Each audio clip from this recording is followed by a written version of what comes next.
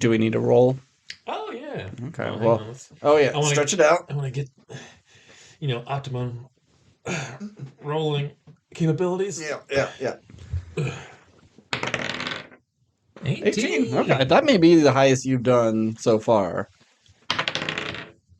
7. Wait, that's a 7 or a 1? Oh no, that's a 1. Oh God. I had what was it? 3 last week, and now 1. This is not a good year for me. Oh well. I guess I'll kill myself. Welcome back to WRPL, the podcast where we talk about all the things we were watching, reading, playing, and listening to. My name's Ben. And I'm Steve. How you doing, Steve? I'm doing well, Ben. How are you? Good. Welcome to the first official episode of the new year. I know the last one was technically in the new year, but that was a wrap up. Yeah, it was. It was mostly all about last year, so it was the best stuff. We won't count. I mean, we still have some of the things on our list are last year's stuff because we did have some time where last week we didn't even talk about anything new that we watched and read. So it's basically 2 weeks worth of stuff, if not more. Yeah, I mean, it's lighter for me than other times, but that's just because I'm playing God of War a lot. Yeah, and this is a great amount of stuff for me because I haven't been playing God of War. So I wanted to start with I saw a little snippet somewhere saying that Top Gun Maverick is Tom Cruise's only movie to make $1 billion, and that seems kind of surprising. I would figure, being such the superstar, the movie star everybody knows him as, he would have had a bigger box office.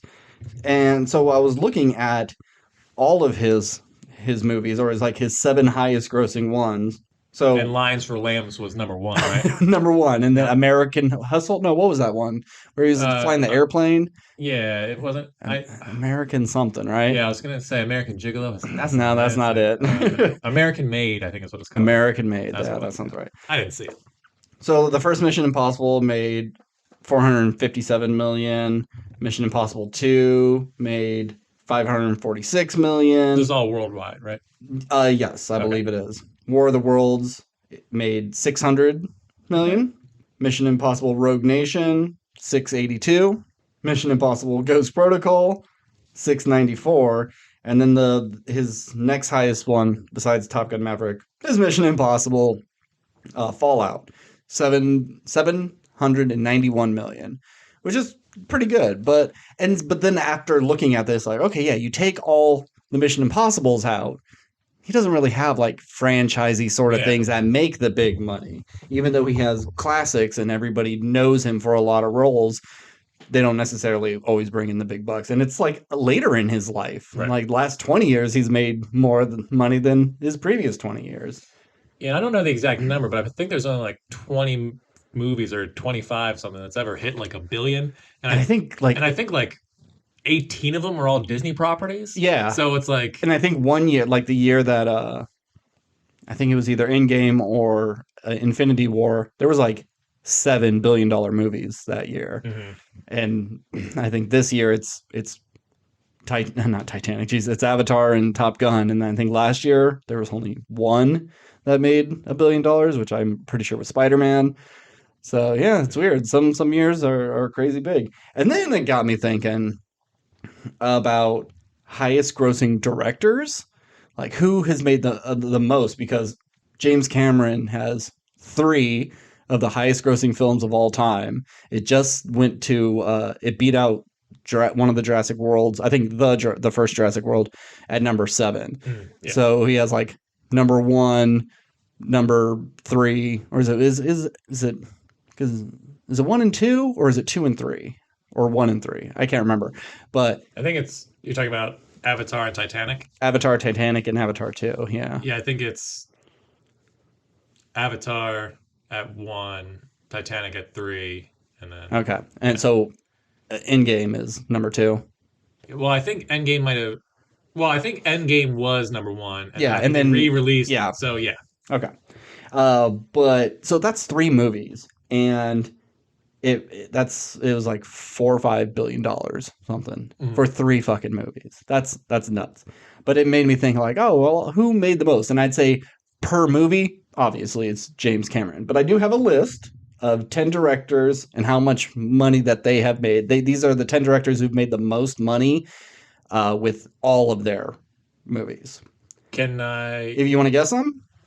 Well, the only I guarantee he's in the top 10. My question is he top 3? And only because like is like a director I'm not expecting like sneak past him at number 1. It's like, oh really? Mm-hmm. But I would think Steven Spielberg is in the top 3 Okay. because not only has he put out a ton of work, they've all pretty much been successful. Yeah. So that's my pick at number 1, but I don't know if that's true. I'll give you the director and how much that all their movies have made, but I want you to give me the movie that the highest grossing of all of them. All right, so number 10 is Ridley Scott, $4,366,000,000. I'm gonna say, I mean, my first thought is Gladiator, but I don't believe that's true. I'm gonna say that's like 96 money. No, 2000. Was it? Was Gladiator was 2000? Oh, okay. Yeah. Shit. I'm gonna say The Last Duel is his most successful movie. This is like one of his biggest bombs. Oh, is it really? Yeah, it was The Martian. Oh fuck! I forgot he directed The Martian. I knew Last Duel wasn't right. But. Yeah, really wrong. Number 9 is Tim Burton. At $4,413,000. Oh, that's definitely Alice in Wonderland. Alice in Wonderland, correct. Number 8 is J.J. Abrams, $4,648,000,000. Force Awakens. That's correct. Number 7, which I was kind of surprised, but Christopher Nolan. Dark Knight, obviously. No, Dark Knight Rises. Oh, Dark Knight Rises made more than Dark Knight? Made more. Made $1,082,000,000. Okay. I don't have the numbers for first Dark Knight. Number 6. If you told me this name, I wouldn't know what he had done. But David Yates. David Yates did the Harry Potter movies, and so I'm going to say Harry Potter and the Deathly Hallows Part 2. That's correct. He's brought in $6,350,000,000. Yeah, I think he directed 5, 6, 7, and 7.5. And then number 5, shouldn't be surprising, Michael Bay. Michael Bay, Transformers, Age of Extinction. No, Fuck. Dark of the Moon. Damn it. Yeah. I was like, it's either 3 or 4. It's almost $6.5 billion. Jesus Christ. Number 4, Peter Jackson. Which it's like, that's 3 movies. Well, I guess the Hobbit movies made money as well. They made a ton of money. So 6 movies, because everything else he does may be popular, maybe hits, but they don't always break the bank. Meet the Feebles. Obviously, Return of the King. Yes, that's correct. Yep. $6.5 billion. Number 3, the Russo brothers. Haven't done much. Yeah. So they actually, maybe per movie, is more than James Cameron. Because their first was Civil War, and then it was Infinity War, Endgame. Both final Endgames. I think. Oh no, they did Winter Soldier too. Oh, that's right. Yeah. 2 Captain Americas and then 2 Avengers. Yeah, so 4 movies. 4 of those, and then they did a, what was that? Was it The Gray Man? They did that. Yeah. But who can calculate the money made for that when it's a Netflix movie? But they brought $6.8 billion. Then we have James Cameron at $7.3 billion. Avatar. Yep, Avatar.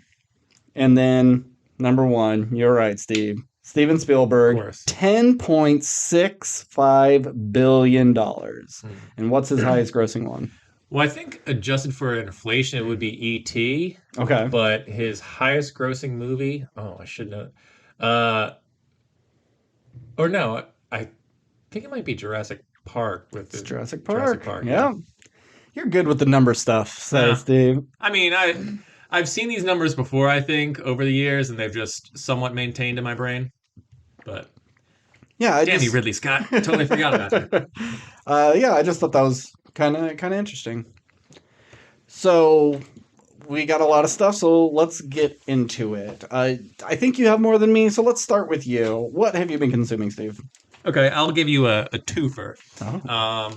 And I talk a lot of shit on anime on here, but I got 2 animes that I watched. Okay. I watched the very first season of Chainsaw Man. Is that done? The first season is done, yeah. How many episodes? 13, I believe. Okay. Relatively short for anime, for the One Piece fans out there. But I actually kind of enjoyed this one. It had like really brutal like action and violence, but it's really well animated by the company Mappa, who does like some of the best action sequences across Mm. multiple different animes. They're kind of like one of the top animators in the game right now, from what I've seen on the interwebs. But yeah, I enjoyed it. Would I like it? I think it could be one you enjoy. There's no filler episodes. There is like Better continuous. not be with 13 Yeah, episodes. it's pretty straightforward. There is surprises in it, I think, in terms of like grossness and all Okay. that kind of stuff. And I think you might like some of the creature designs. Okay. Is there Uh, cringy, pervy stuff? uh, there's pervy stuff, but this is the one of the occasions where like the pervy stuff didn't like it kind of It's fit. kind of necessary. No, it's not necessary. But like in other animes, it's always like uh it always just seems like I'm 12 years old and like, oh, boobs. It's so weird, but like I Yeah. can't stop looking at them. Yeah. Where like your main character, his whole goal in life is to kiss a girl and touch their boobs. So it's like the big motivator for Mm. the show. He's Yeah. like, I took this job so I could accomplish my dreams of having sex with a girl. Yeah. But he's never like a dick about it or like super appropriate. He's just like, this is something I want to do. And everyone's just like, okay. Makes sense. It's cool that you're honest about it. A little We've weird. all been there. It's like, Is this the guy with the chainsaw for hands? Yeah, yeah, yeah. How does he touch boobs with chainsaw for hands? Well, he doesn't have chainsaw hands the entire time. Oh, he doesn't. No, he no. turns into this guy. It's a essentially a power that he has. Oh, see, that would be funny. Like, all I've ever wanted to do is touch boobs, and I'm like, I can't. I have chainsaw hands. I mean, I'm sure there's some sort of underlying joke there, but it doesn't hinder him from his day to day life. It's just like an ability he has that helps him slay monsters. So I'm interested to see where it goes. I'm not in love with it, but I had a good time. And my other anime that I finished was the final season of Mob Psycho 100. It was 3 seasons total. I think like 40 episodes altogether or 60 something. It's not like super long. And it's one of the animes I'd say is great. I'm not sure if it'd necessarily be your thing, but it's just a really sweet anime, and your main character is a kid who like is like the most powerful person on the planet essentially, but doesn't really like showing off his abilities. He only does it to like essentially save people, and his like master, who like he claims to be like this great psychic, doesn't have powers at all, and it's just kind of like conning him and like people so he can like get money because he's like a paranormal fighter investigator kind of guy. Well, everybody should have known right from that title of paranormal investigator. This person's a con man. But it's just the whole show is the idea of just like accepting who you are and trying to like better yourself and touch boobs. And there's no touching boobs. And trying to, I mean, he does. There is a girl character that he likes, but it's always like his struggle to like even talk to her. Okay, he's one of those. But it's like it's barely there. Like there's so little to do with her. But the final episode is like so nice and lovely, and how they sort of wrap everything up, and it ends pleasantly, and also has some of the like coolest action sequences I've ever seen in anime. It has a very distinct animation style. Like it definitely looks different than other animes you see. Especially in season 2, there's one fight sequence, which is probably one of my favorite fight sequences I've ever seen, where like one psychic has teleportation powers, and so he's just like grabbing the back of a dude's head and then like teleporting him to different areas and like smashing his head into like, different things. It's so cool, and he's like fighting like all these different dudes with powers at the same time. It's so impressive how they do the sequence. It's awesome. And how many episodes is this? Like I said, it's like I think like somewhere between 40 and 60. I don't even remember. And it's done. And it's done. Like each season, I think is like 15 episodes or something like that. But yeah, it's funny and charming, and the action sequences are cool. It's definitely got some weird stuff in it. The final season just has a giant broccoli tree in the middle of the city. Like sentient, or is it just broccoli? I can't really go into it without like giving away some of the story, but it is essentially just a giant piece of broccoli.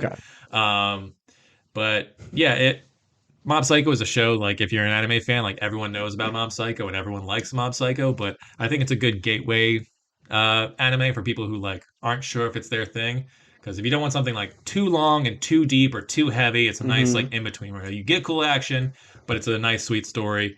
Um, and I think I mentioned this in one of our previous episodes, like a long time ago when I watched season two. Mm-hmm. He's a member of his school's like fitness team, but they're all like huge, buff, physically fit jocks, and he's like this twerpy little 13-year-old. Okay.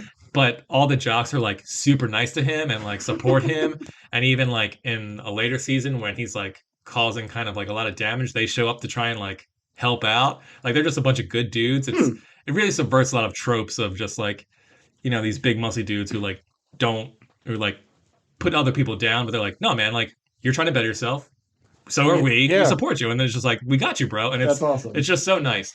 And there's also like weird episodes where like one character who's just like a third string character in the background gets like a whole episode where he like goes to another planet and becomes their king. It's super weird. Okay, that's a turn. Yeah. And it comes out of nowhere, but it's kind of funny. I don't know. I think it could be something you like, but I wouldn't be surprised if you're just like, I don't know what the fuck's going on. Have you But seen Berserk?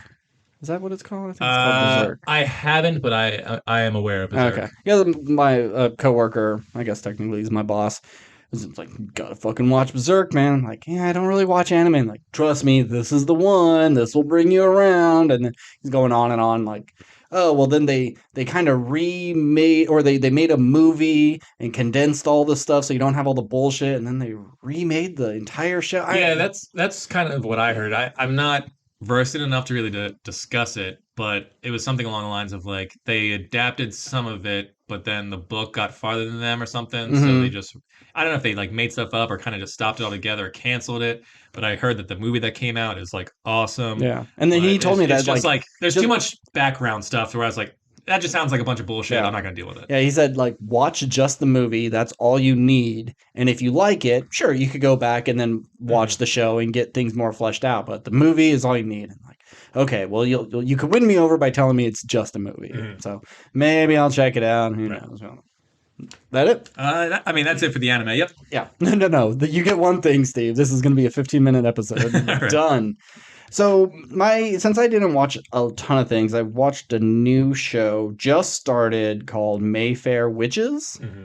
It is part of the Immortal universe, I think is what they're calling it. AMC has just a bunch of Anne Rice properties, and these are the only two I know, is like this and Interview with the Vampire, that are being adapted, but they show the logo for the Immortal universe before. So I'm thinking there's going to be more down the line, and that's fine. Anne Rice was never like my thing, but I thought I'd give it a shot. I have AMC Plus. I might as well use it.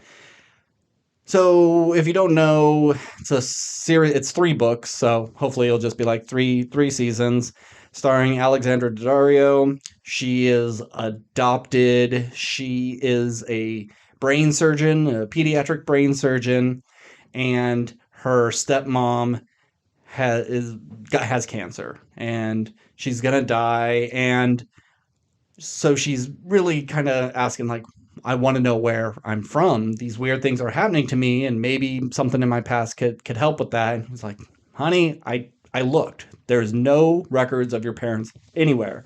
I'm sorry, you're just gonna have to deal with that. So as I said, she's a doctor. She's the best, and she's a little bit cold and a little bit of a know-it-all. And her boss and her other peers kind of like look down on her because they think like you think you know everything and you don't. Even though she like saved his ass in surgery because he made the wrong choice and yada yada yada. So he's berating her, and she has this like image of the inside of his brain and his carotid artery, and she like peels away a little bit of it in her mind, and then it happens to him and he drops dead right there. And so this is what prompts her to asking her mom, like, what the hell's going on, because this happened to me when we were kids. You remember that little Susie Jacobson down the street, how she had that seizure? I imagine going into her brain and giving her a seizure, and her mom's just like, knock this shit off. This is dumb. Don't even think of it. And then she does it again, but this time she kind of does it on purpose. And so she knows, like, I know for sure there's something up with me. And then the other half of the episode is you're seeing this woman who's in a like a Catholic. I think it's like a nunnery or something, but it's in the city. It's in New Orleans, and she just wants to go out and party and have fun. And there's like a man who talks to her in her mind. Like I don't know if Right. anybody else can see him, but he's this bad influence, and her caretaker's just like, you can't have him around, yada yada yada. It ends up this is Alexandra Daddario's mom that we're seeing from the past, and these weird events that caused her mom to get pregnant with her, and what happened to her, and why was she adopted, and things like that. So it's like, it's relatively interesting. It's a little it's a little cheesy. It's not. Hmm. It feels like, and we make this comparison all the time, but like a CW show. Sure. But Yeah. it's a CW show where you can say fuck, and you can have a little more violence. You could have a little more sex. It's a little higher quality, but it still feels a little cheap. Right. But I mean, I'm only one episode in, but I'm kind of into it, and of course, like, I love Alexandra Daddario. She's fantastic in pretty much everything, and she does not age. I'm watching this, and she looks just like she did in Percy Jackson. I know that's, a little extreme, but she's gorgeous. It's hard not to like fall in love with her. But yeah, I'm only one episode in, so I'll get back to you in 8 to 10 weeks. Okay. What else you got? I watched a show, season 11 of Letterkenny. I've talked about it on the podcast before, so I have nothing new to add. Once again, I'm pitching it to you as a show, at least watch the first like 2 seasons Mm-hmm. and see if it's something you'd be into. It's got some real clever jokes.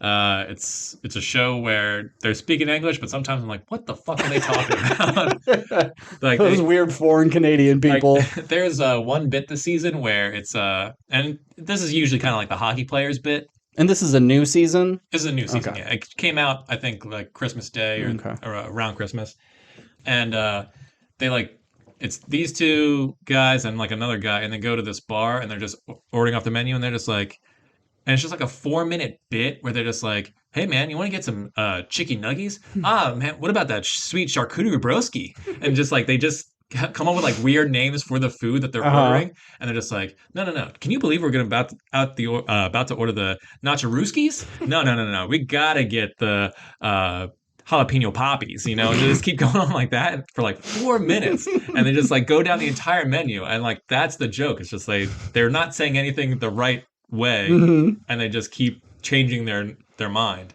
But but anyway, that's not my favorite bit. It's just like one of the classic things that the show does. Mm-hmm. And I've never seen a show have so many catchphrases that have lasted from like season 1 or 2 that just keep carrying on. And in a weird, it's like they don't get old. Okay. And that's what's surprising. I'm not saying they get like funnier by any Mm-hmm. means. It's just like it's just a nice like comfort blanket of a line Sure. that these characters will always just kind of say. Yeah, I mean, I won't say anything more about Letterkenny other than I enjoy it. It's a funny show. It's clever. I don't think there's anything else like it on TV. And I think there's a lot of great stuff coming out of Canada recently. Unfortunately, not so much the Toronto Raptors season, but I know you don't care about that. That's just a me thing. But yeah, I'm still pitching Letterkenny. You would think, like, living in a land of snow and ice, like, everybody would just, any normal person in Canada would be better at hockey than our professional players, because it's so cold. You just like adapt to it naturally, like a duck to water. But that's a shame. Wait, the Raptors are basketball, aren't Raptors they? are basketball, yeah. No, that's why they suck. You can't dribble a basketball in snow. It hits the ground and it sinks. And yeah. So let's see. What do I want to talk about? You want to talk about Amsterdam real quick? Sure, we'll get out the way. Get it out of the way. I don't have much to say. I don't like this movie at all. I don't like any of the characters. It felt the story kept going around in circles.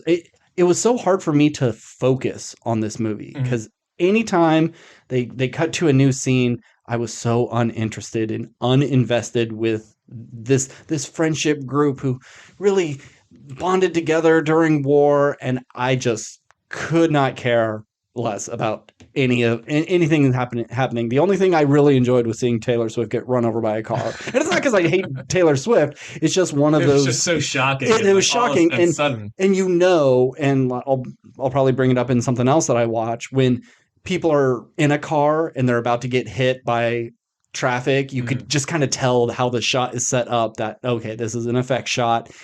You don't expect this just because you're standing on the sidewalk. You don't expect her to just get thrown into the gutter and then ran over by an old automobile.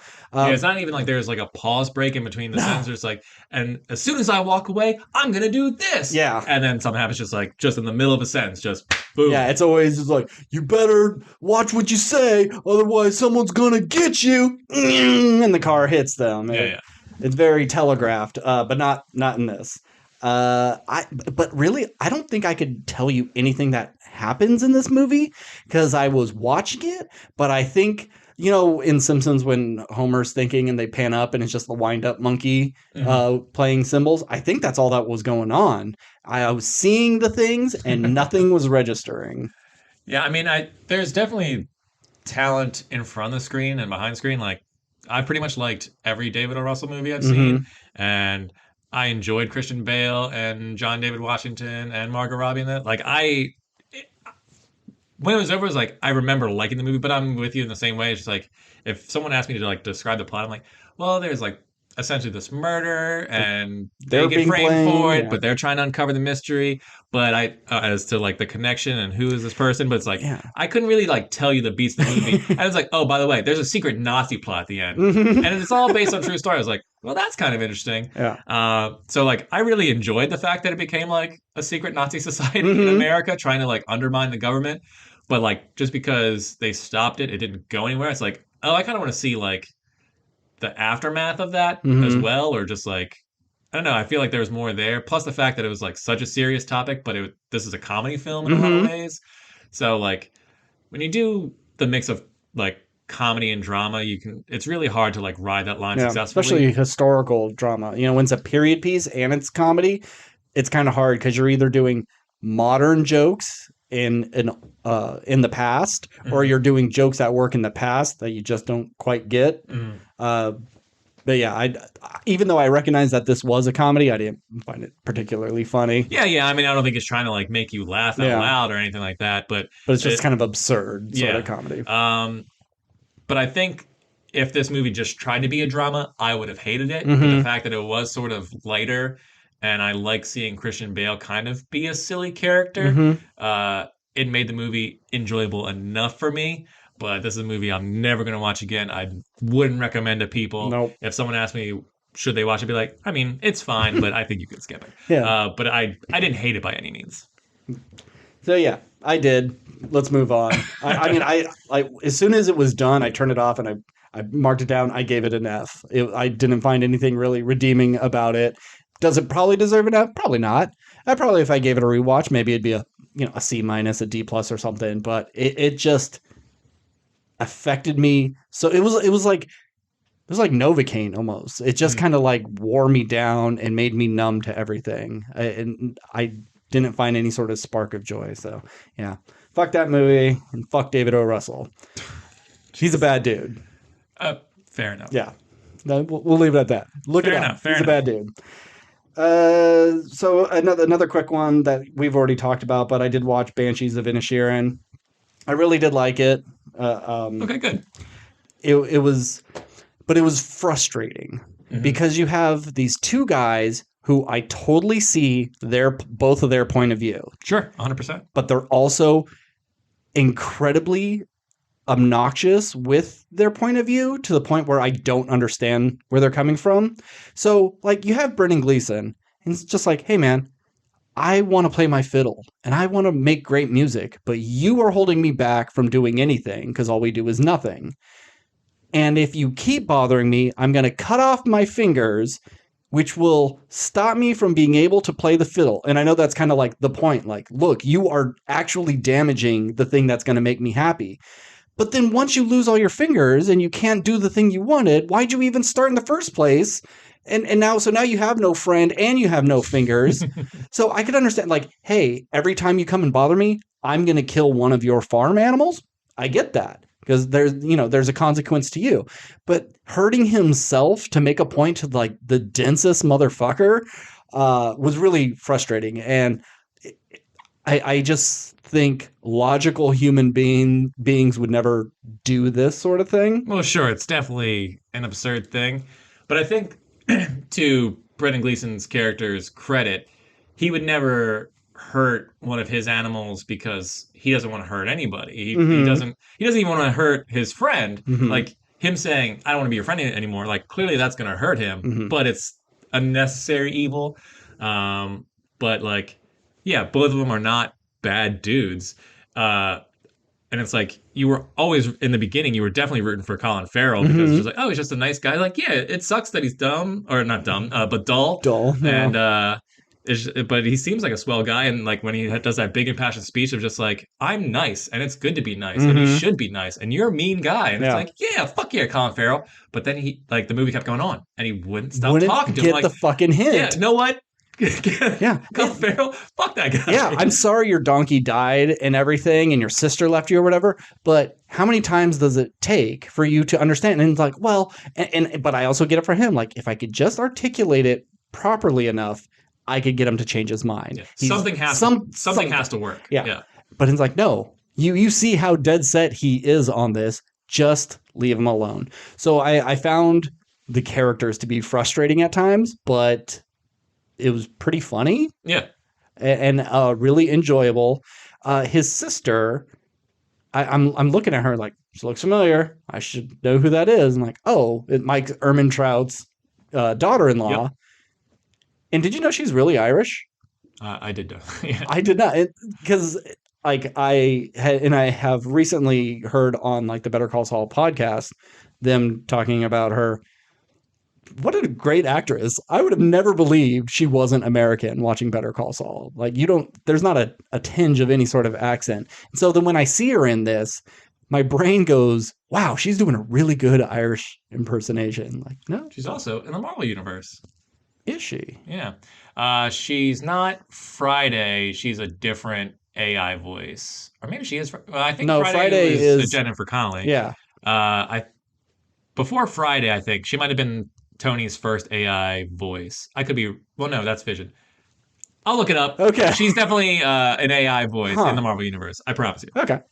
But I did like this movie, but it's one I don't think I could recommend to anybody. Oh no, it's like it's kind of a movie that you'd be like, oh, this is for like older people because it's older actors in a period piece, Oscar contender like drama.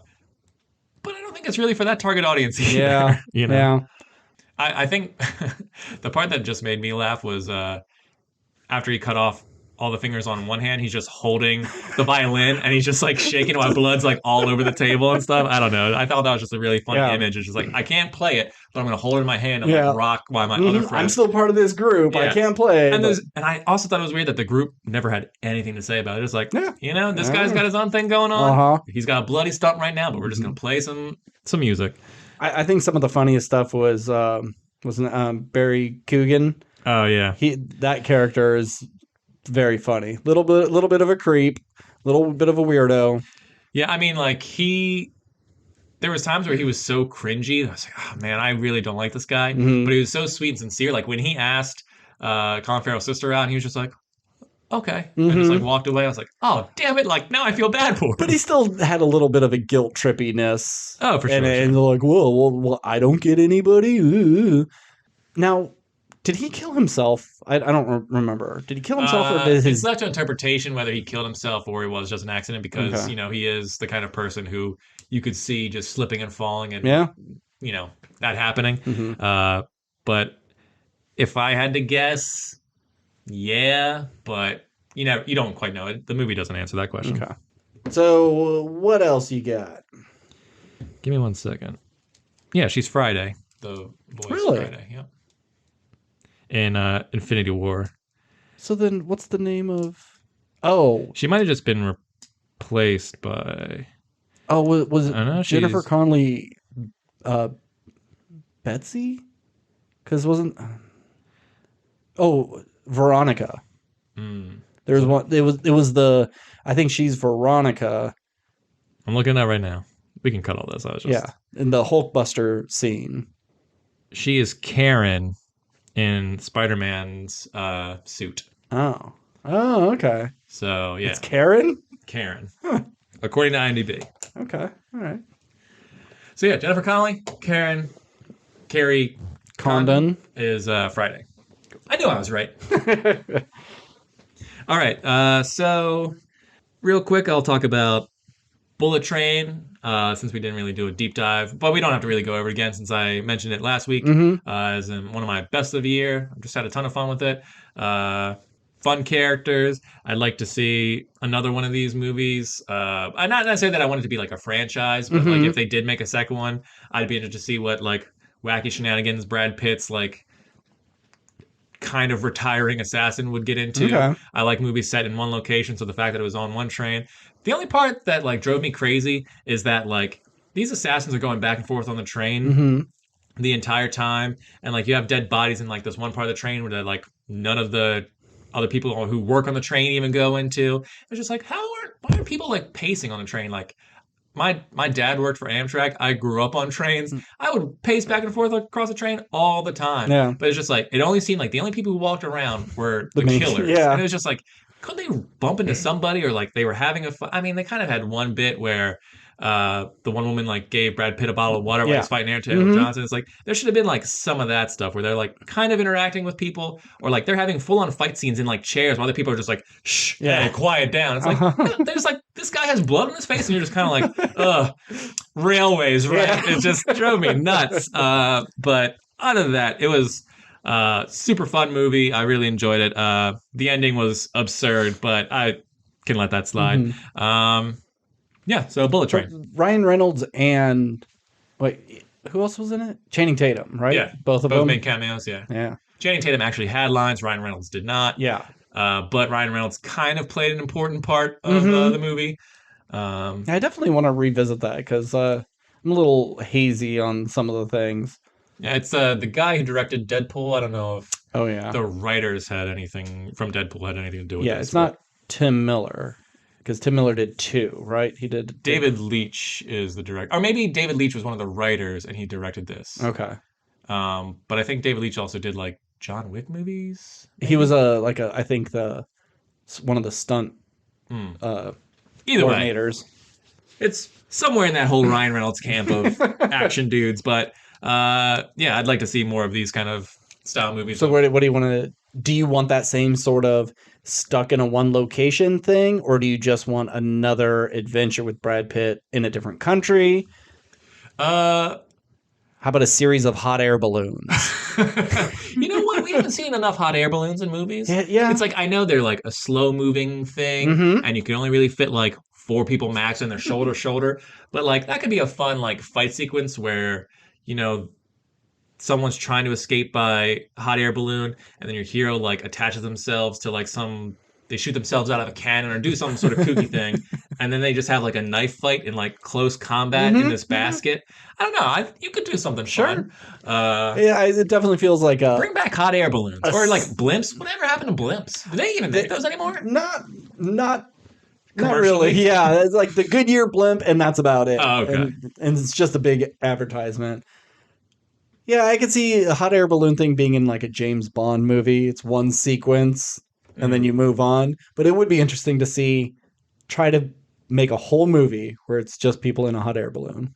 Yeah, I mean, you could make it a period piece kind of thing where it's like, oh, this is actually the real story behind the Hindenburg, and it's like a James Bond sequence. It's not really about like, oh, we put the wrong stuff. It's like, oh no, there was explosives on here because we were trying to like kill Bond.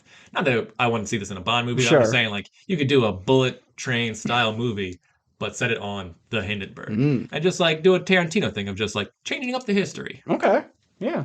There was I think it's an Amazon movie with I think Eddie Redmayne called like the Aeronautic. Yeah, I know. Yeah. And I think Felicity Jones. Yeah. And that seems to have a lot of hot air balloon stuff. I don't know enough about it to... No, but like someone being on the top and like sliding over the edge. So that'd be scary. Yeah. Okay, Bullet Train. Check it out. So I watched a new show on Netflix. Did it pretty quick, 2 days. I watched Kaleidoscope. And if you don't know what this is, do you know what this is? The only thing I know is that it's like a heist show where you could watch the show in any order Yes. and it would make sense. Or it would like change the viewing experience, obviously. But Yeah, that's the thing that drew me to it. I watched the trailer and it's like whatever, it's a heist movie. I'm not anti-heist, but they are all very similar. And Mhm. you're not gonna beat Ocean's 11. Which did you hear they're doing an Ocean's 11 remake with So the George Clooney one was already a remake. They're doing a they're doing remake, another remake. which like I guess you could sort of count.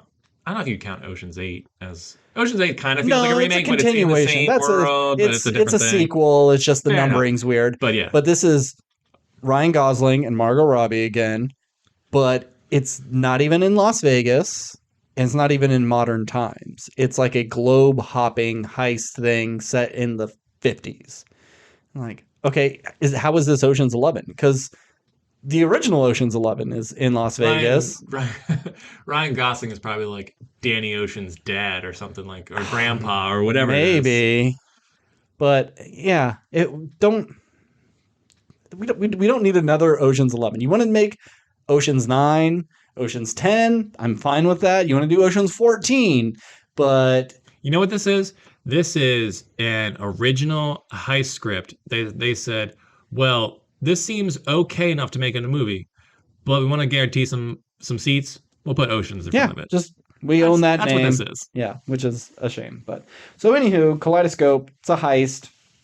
And yeah, the thing that drew me to it was the unique filmmaking. And I talked about like the seven faces of whoever with the Gillian Jacobs movie. I like when movies and shows kind of take risks and do things that are different. And I applaud Netflix for doing a show like this, very much like Bandersnatch. Big Black Mirror fan. Yep. And when they had a choose your own adventure, I was all for it. Loved those books as a kid. Yep. So when I heard, oh, you could watch any episode in any order, like that's going to be a really unique experience. And I've seen a lot of lists saying, well, this is if you want to watch it chronologically, watch it in this one. If you want suspense and lots of mystery, watch it in this order. If you watch it in this one, it's more like a Tarantino film. And so I watched it in the order of like my favorite colors because all the episodes are named after colors. And so I just started with my favorite colors, but then they were getting a little too like bunched together with the algorithm that it presented for me. So then I just in the last half I just started mixing around. Now, did you watch White last? Because I heard. Yeah. Okay. I did want to keep to that rule. Play White last because that is the heist. Okay. Because there are two episodes. I think it's like pink and yellow or something. I don't remember. But they take place like right after the heist and then one that's 6 months after the heist. So it was a little weird knowing how some of the characters end up when I hadn't even watched how the heist went down. I think you can do this with almost any show. Right. You watch any series out of order, you eventually figure out what everything is, because like a character will have like a fucked up hand, their hand's all bandaged up, and it's like, oh, I wonder what happened. Well, you're going to find out in another episode. Okay, this character is dead in this one. Okay, I guess they died in a previous episode. There's never any sort of like big mystery that made me, that blew my mind. Like, oh my God, I didn't see that. Except for one thing about like his daughter.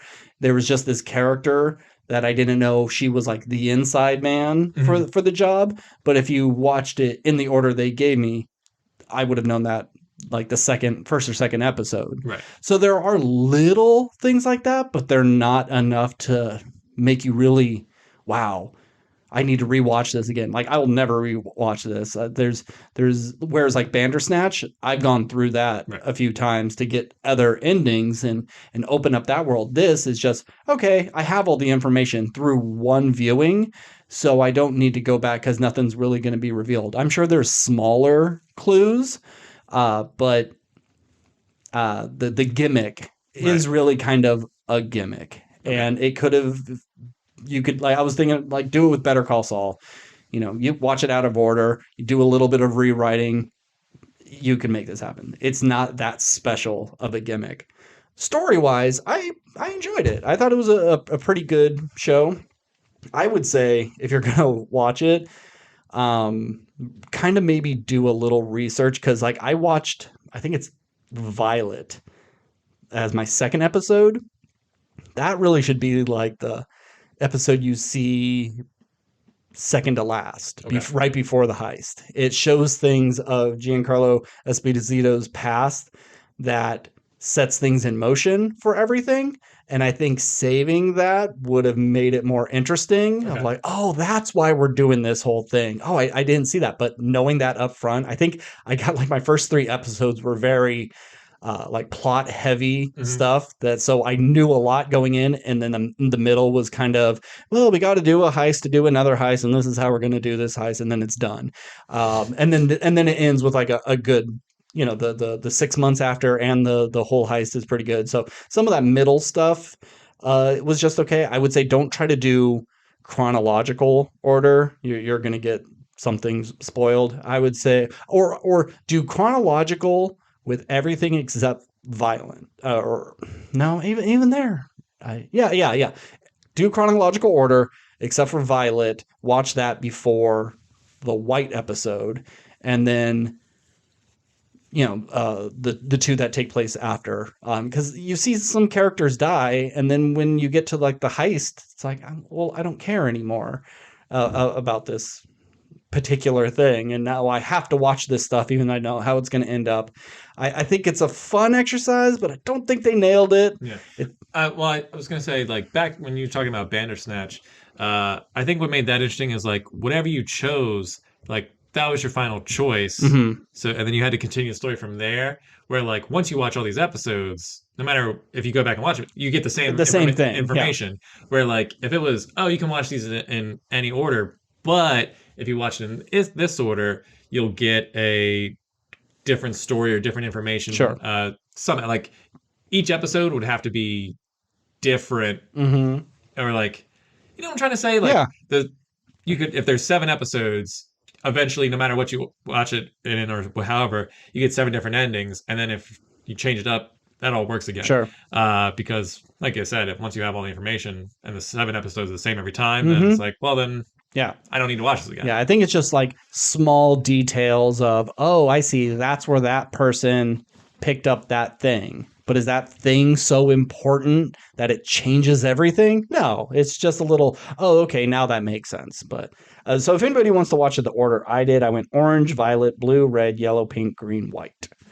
Okay. Uh, but I would recommend it. I think everyone's good. And shout out to Jai Courtney, someone who I've never truly really liked as an actor until he became Captain Boomerang, Mhm. uh, and Bamboozled. If anybody sees Bamboozled, he's really good in that. He's awesome in this. He's just the big asshole, blowhard Australian prick. He's the safecracker guy. Yeah, pretty much. And he's like with his wife is the chemist of the crew, and she does all the bomb sort of stuff. And she had a past relationship with one of the other guys who's kind of looks like Huey from The Boys. Okay. So, he's like this big, imposing dude, and he's an absolute piece of shit. But one of the funniest things about him is he's constantly getting injured. Like, he gets shot in the ass, he gets shot in the hand, he gets like a meat cleaver to the chest, he gets his like throat crushed, and like a tracheotomy thing happened to him. Like, every episode, something really fucked up seems to happen to him, but he kind of like laughs it off and rolls with it, Mhm. and just keeps going. So he was my favorite character, and but everybody's pretty good.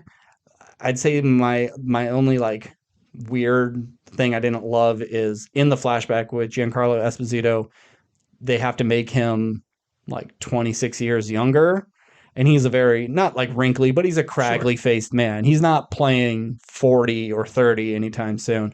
So they had to put prosthetics on him, and it made him like puffy, like he had like a shellfish allergy or something. It So would it's have been like, funny if they dressed him up like his character from Do the Right Thing. that would be good. Yeah.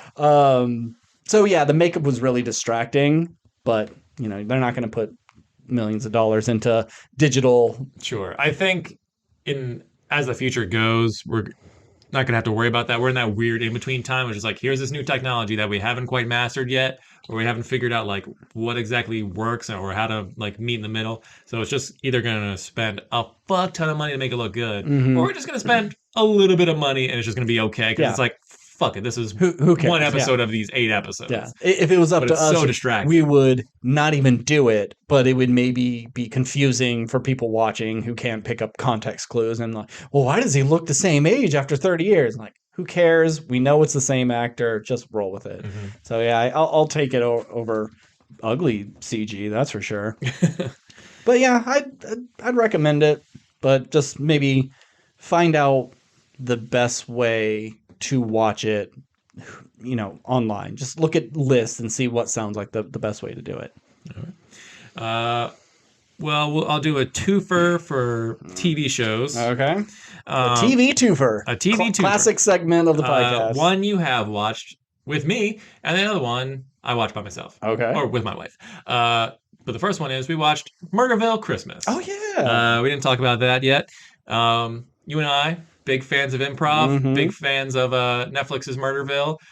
Really fun, clever concept that actually like kind of makes you pay attention to the details. Yeah. Like there's episodes of Murderville, which is like I didn't guess the killer, and other ones are like completely obvious. I think there was only one in the series where I got right. Mhm. I think all the other ones I was way off. Yeah. This one, the easiest one of all the Murderville episodes, in my opinion. I think. And if I would have been paying closer attention and not laughing my ass off, maybe I would have gotten it because I did pick up on one of the clues, Mhm. but I got this one wrong as well. But yeah, Jason Bateman and Maya Rudolph are the guest So stars, good. and Have they then ever been in anything together? probably, but it's probably like Yeah. not a movie where they're like the two leads or like they're two big pieces Yeah. of it. It's like I would bet like Jason Bateman was lead of one, and Maya Rudolph is like in one scene as Okay. like oh, I'm the receptionist in this area or something like that. Yeah, like he would be the lead guy. He's fallen in love with some girl. Maya Rudolph would be her best friend. Yeah, something like that. But not sure. And we get a nice little cameo from. Pete Davidson's my least favorite part of this special. Just because he comes in and doesn't even like try to Yeah. like be part of it. It's too late in the game for them to be Yeah. adding a third person. I mean, it's a funny idea to like, oh, we're gonna bring in a third person and just kind of like shoo him into the finale. It's like make a guest. It's like I haven't even been here. Yeah, I don't know what you're talking about. I was just like, he didn't seem to be like really game for the scenario. I would have liked to see him in a full episode. Yeah, I would have happily seen a Pete Davidson episode, Yeah. but it was just like, oh, at the last 5 minutes of this episode, we're throwing in Pete Davidson, and it's just It's like he wandered on set and Yeah, they're like, oh, we have an idea. But the rest of the episode, really, really funny. Will Arnett like coming up with bits for them to do like on the spot. Really clever. Just who murdered Santa? Yeah. And they have to figure it out, and it's a good time. And I have Netflix is notorious, just like Fox, of just like canceling anything. Who cares about fandoms? Who cares about wrapping shit up? Just cancel it. If they cancel the show, I'm going to be pissed because it cannot be expensive. Oh. They could be shooting these on sets of other things that are going on and just reuse anything. This should be one of the cheapest shows to make. And as long as Will Arnett's down to stick with it, they better stick with it. And I mean, the show does look cheap. Like it's clear they're on like sets. Yeah. But it doesn't look bad. No. It's just doesn't cost a lot of money, and I think that's why it works. Yeah, you're never going to think that this is a real cop show. Yeah. But real good stuff. Mm-hmm. What's your other show? My other show is The White Lotus. Oh, yeah. The 10 Emmy-winning HBO dark comedy. Another Daddario joint. Yeah. So I didn't really like the show. Not because it was bad, but because it's the kind of show that just doesn't speak to me, where all the characters are essentially bad people. Because I don't like watching bad people just be kind of like dickheads to each other. That's why I don't want to watch Succession. Because it seems like everybody in that show is a bunch of dickheads and they're all just like fucking each other over. But I hear it's the greatest show of all time. But like, no, I don't want to watch a bunch of assholes. Yeah, I think if Succession was like Veep, where it was like leaned more into the comedy than the drama route, it's like, oh, these are people in power, but they're just like shitting on each other in like funny ways. Where Hmm. Succession seems like, oh, it's kind of funny that we're like mean to each other, but all we have is money to like fly in private jets and like corporate takeovers. Like I don't care about that Yeah. stuff. It's like I don't know. So yeah, I have no desire to watch Succession either. Now it's well shot, well directed, and well written by Mike White, who I he was a dorky best friend in That Mike White? yeah, It's him? the dorky best friend in School of Rock. Yeah. Um, and I can't I think he wrote School of Yeah, Rock, he did. but he didn't direct it. No. Yeah, because that was Linklater. Sure. Sure, I think. Doesn't matter. Anyway, so he wrote and directed all these episodes, and like I said, fantastically directed. The music score is really great in it. It's kind of like this intense like mix of like Hawaiian music, and I think I read somewhere he wanted like all the score of the show to sound like a human sacrifice could be going on at any moment. Okay. And so it's just a really well put together show. All the actors in it are great in their roles. But the point is like you're not supposed to like any of them, and the show kind of has underlying themes of like white privilege and imperialism, but doesn't necessarily like really lean into those ideas all that much. It's just like all these people who like sometimes you're rooting for them to get. It's like, oh, she seems like a good person, but she's got to deal with her shitty husband. But as the story goes on, it's like, well, like she keeps putting up with it. It's like, well, you're kind of like then you're just like, well, you deserve this if you're just Hmm. putting up with this stuff.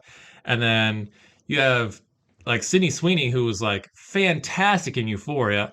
She's great in this, but she's playing the most bitchy character possible, where she's just like so mean to her brother, and she's one of those characters who just like, very politically correct, but not in like the like, oh, good for her for sticking up for anybody. It's just like Mm. you're just doing this for like clout kind of stuff. Okay.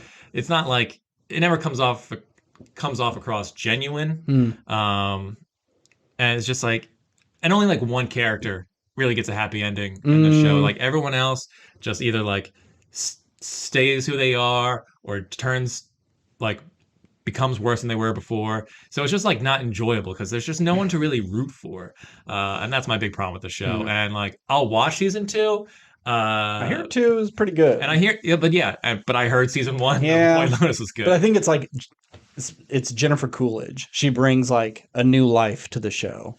Oh, she's in season 1, right? She's that's the only right. character. That's right. She's the connecting character. That's right. And Jennifer Coolidge is one of the more likable ones, I guess. Okay. But she's an absolute lunatic as well. And I mean, I think it's clear she's having fun in this role. But once again, if you met this Jennifer Coolidge character in real life, you'd be like, Jesus Christ, lady, like leave me alone. Like you're a nut. So yeah, I'd be interested to hear your thoughts on it. Because you enjoy cringe and I think mean people more than me. Yeah. But it's pitched as a comedy show. It's never really quite funny. There is funny moments that did make me laugh, but yeah, I just kind of came away with it. I was just like, well, that was awful. But like as an awful watch, not an awful like, show. So congratulations on all your Emmys, but the show wasn't made for me. Okay. Yeah, I don't know if I'll get to it. And it's just throw it on the pile of things I need to watch. There's so much fucking content. Even just on HBO, like we talked about Succession and White Lotus, 2 HBO shows, and there's a ton others that I've heard are amazing. I just don't have time for everything. Mm. And I don't know how, like playing God of War again, it takes up so much time to play video games. You really have to sacrifice other media if you want to be really into video games. There's just not enough time to watch an entire series in a few days and beat this game within a few days. It's one or the other.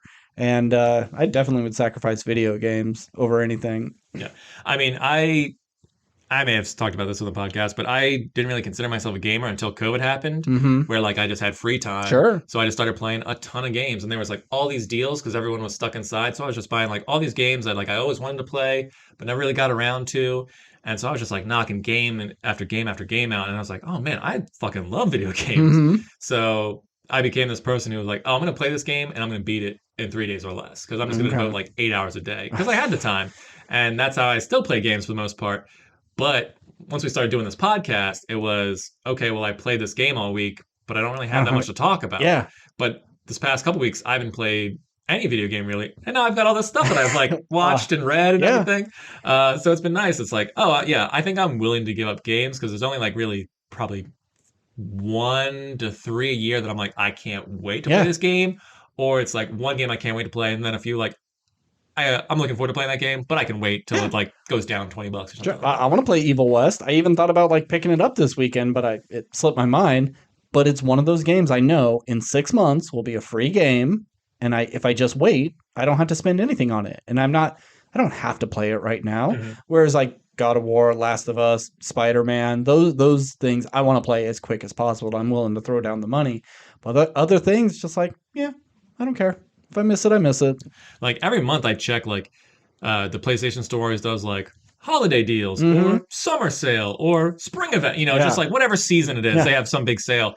And I'm always going down the list. It's like in 3 years, I've played every game that I've ever really wanted to play. Yeah. Anything else I play from here on out is just like it's just super on sale or just like, oh yeah, I'll check it out. Mm-hmm. I may not like it. I'll just maybe play an hour or two of it and be like, okay, never mind. But it's like every major release that I've ever been like, that's my kind of game, Mm-hmm. I've beaten already. Yeah. And that's crazy to me. There's like no mountain left for me to conquer in terms of video games except for new shit. Yeah, or things that you're just not interested in. It's Yeah, like, yeah. yeah, sure, you could spend 120 hours on Elden Ring or whatever, but do you care? No. Exactly.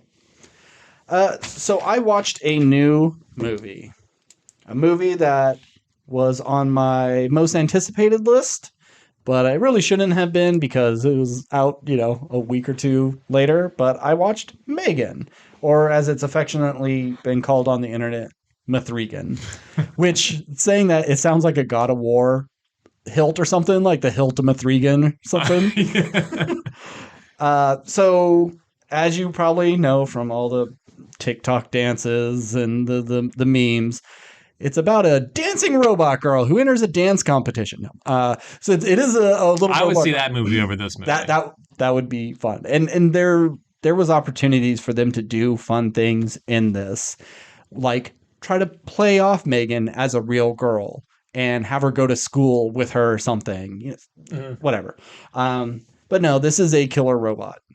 Killer doll movie, I should really say. Like an Annabelle, like a Chucky, not really, because those are a little more supernatural. This is more in line of the Child's Play remake with the AI Chucky, not the demon possessed one. If what is it? The AI from 2001 Space Odyssey, Hal. Yeah, thank you. I was like, I know it's not Hal. If like Hal was put into a doll, Yeah. it's like murderous AI Yes. versus like demon possessed doll. So the basic plot is little girl loses her parents in a car accident. This is, like I was talking before, a very obvious telegraph scene of, oh, it's so snowy out. We shouldn't be driving on this road. We really should have put chains on our car. And then, well, let's just stop because it's coming down so hard. We're going to drive off the edge of a cliff. And then, the parents are looking back from the front seat. And then here comes a snowplow right into them and kills the parents. Classic. Yeah. So she goes to live with her aunt, who makes toys for this kind of like this toy company that makes a Furby type thing. Mm-hmm. And so it like dances and sings, and you feed it on an app and it poops out little pellets. It's just like I wish I could remember what they were called. Tamagotchis? No, but they were just, they looked like a little bit like a troll doll, a little like a Furby. It was just like a Trobies? Fuck, it drives me nuts. I can't think of it. But anywho, so she has to live with her aunt. She's having a hard time processing the death. And Allison Williams, the aunt, she's a little neurotic. She has collectible toys on her shelf that you're not supposed to touch because they're not toys, they're collectibles. And she doesn't know how to raise a kid and be around them and talk to them. So she decides to bring home her secret project she's been working on in the lab, which is Megan. And she's really tasked to like try to do like cheaper versions of the things they've already made because her boss is breathing down her neck. We don't have time to, on this $100,000 robot thing that you're making. So she has to do it in secret. And it turns out it's a huge hit. Once Megan is paired with this little girl, they become the best of friends, and she's really teaching her how to, be a better person. And even little things like make sure you flush the toilet, make sure you wash your hands, explaining why condensation forms on a can. And she's really opening up and then learning a lot of things. But the child psychiatrist who has to see if this is a right fit is like, well, you're taking away all the like parental side of things. And you can really see that where she's like, well, no, we got to leave Megan at home. You're going to go do this like day camp thing. And she, the little girl's just flipping out. Like, if I can't do it with Megan, I'm not doing it at all. And she's really annoying. She's a really obnoxious little kid. I don't like her. I get she's going through some shit, but I don't like how snotty she is. I didn't really bond with her at all. My main problem with this movie is like, I really wanted to like it, and I wanted it to be just a stupid killer doll movie, a movie that was very self-aware of what it was doing. But I think some of the fun and schlockiness has already been seen in the trailer. Okay. And then so what's in the movie isn't a whole lot left. Like, they touch on things like kids being obsessed with a specific object or screen time, things like that. But I don't think they go deep enough into it that they're actually making any sort of statement. Mm-hmm.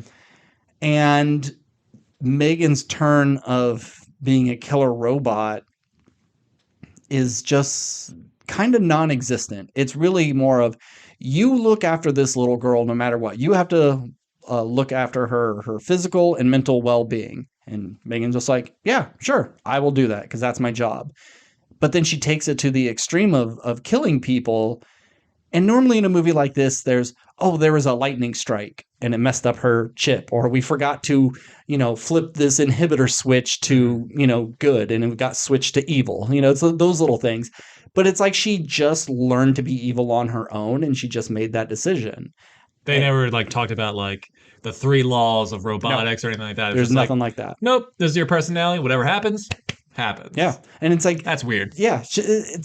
That's bad science. As a machine, she should be able to just tell her the same thing over and over again. But you can tell where, I've already told you this a few times, you need to flush the toilet. You could see Megan getting upset at times. Well, why is she? Yeah, she's an advanced AI, but should she be really learning like a human does? I just don't feel like they really justified her killer instinct. It needed to be something simple. Like, there is a dog next door that Megan kills because it bites the little girl. If this dog would have grabbed Megan on the back of the neck and was dragging her through the woods or whatever, and she got a little banged up, okay, that makes sense. But it just seems like she just decides to be evil. Like, she learns that that's a thing you could do, that you can kill people, and she goes, okay, that's what my personality is going to be. Now, was there... Well, I want to guess the ending. Okay. First off, and then I want to ask you one other thing in terms of story. Now, you build this robot, you've programmed it, you've designed its AI system.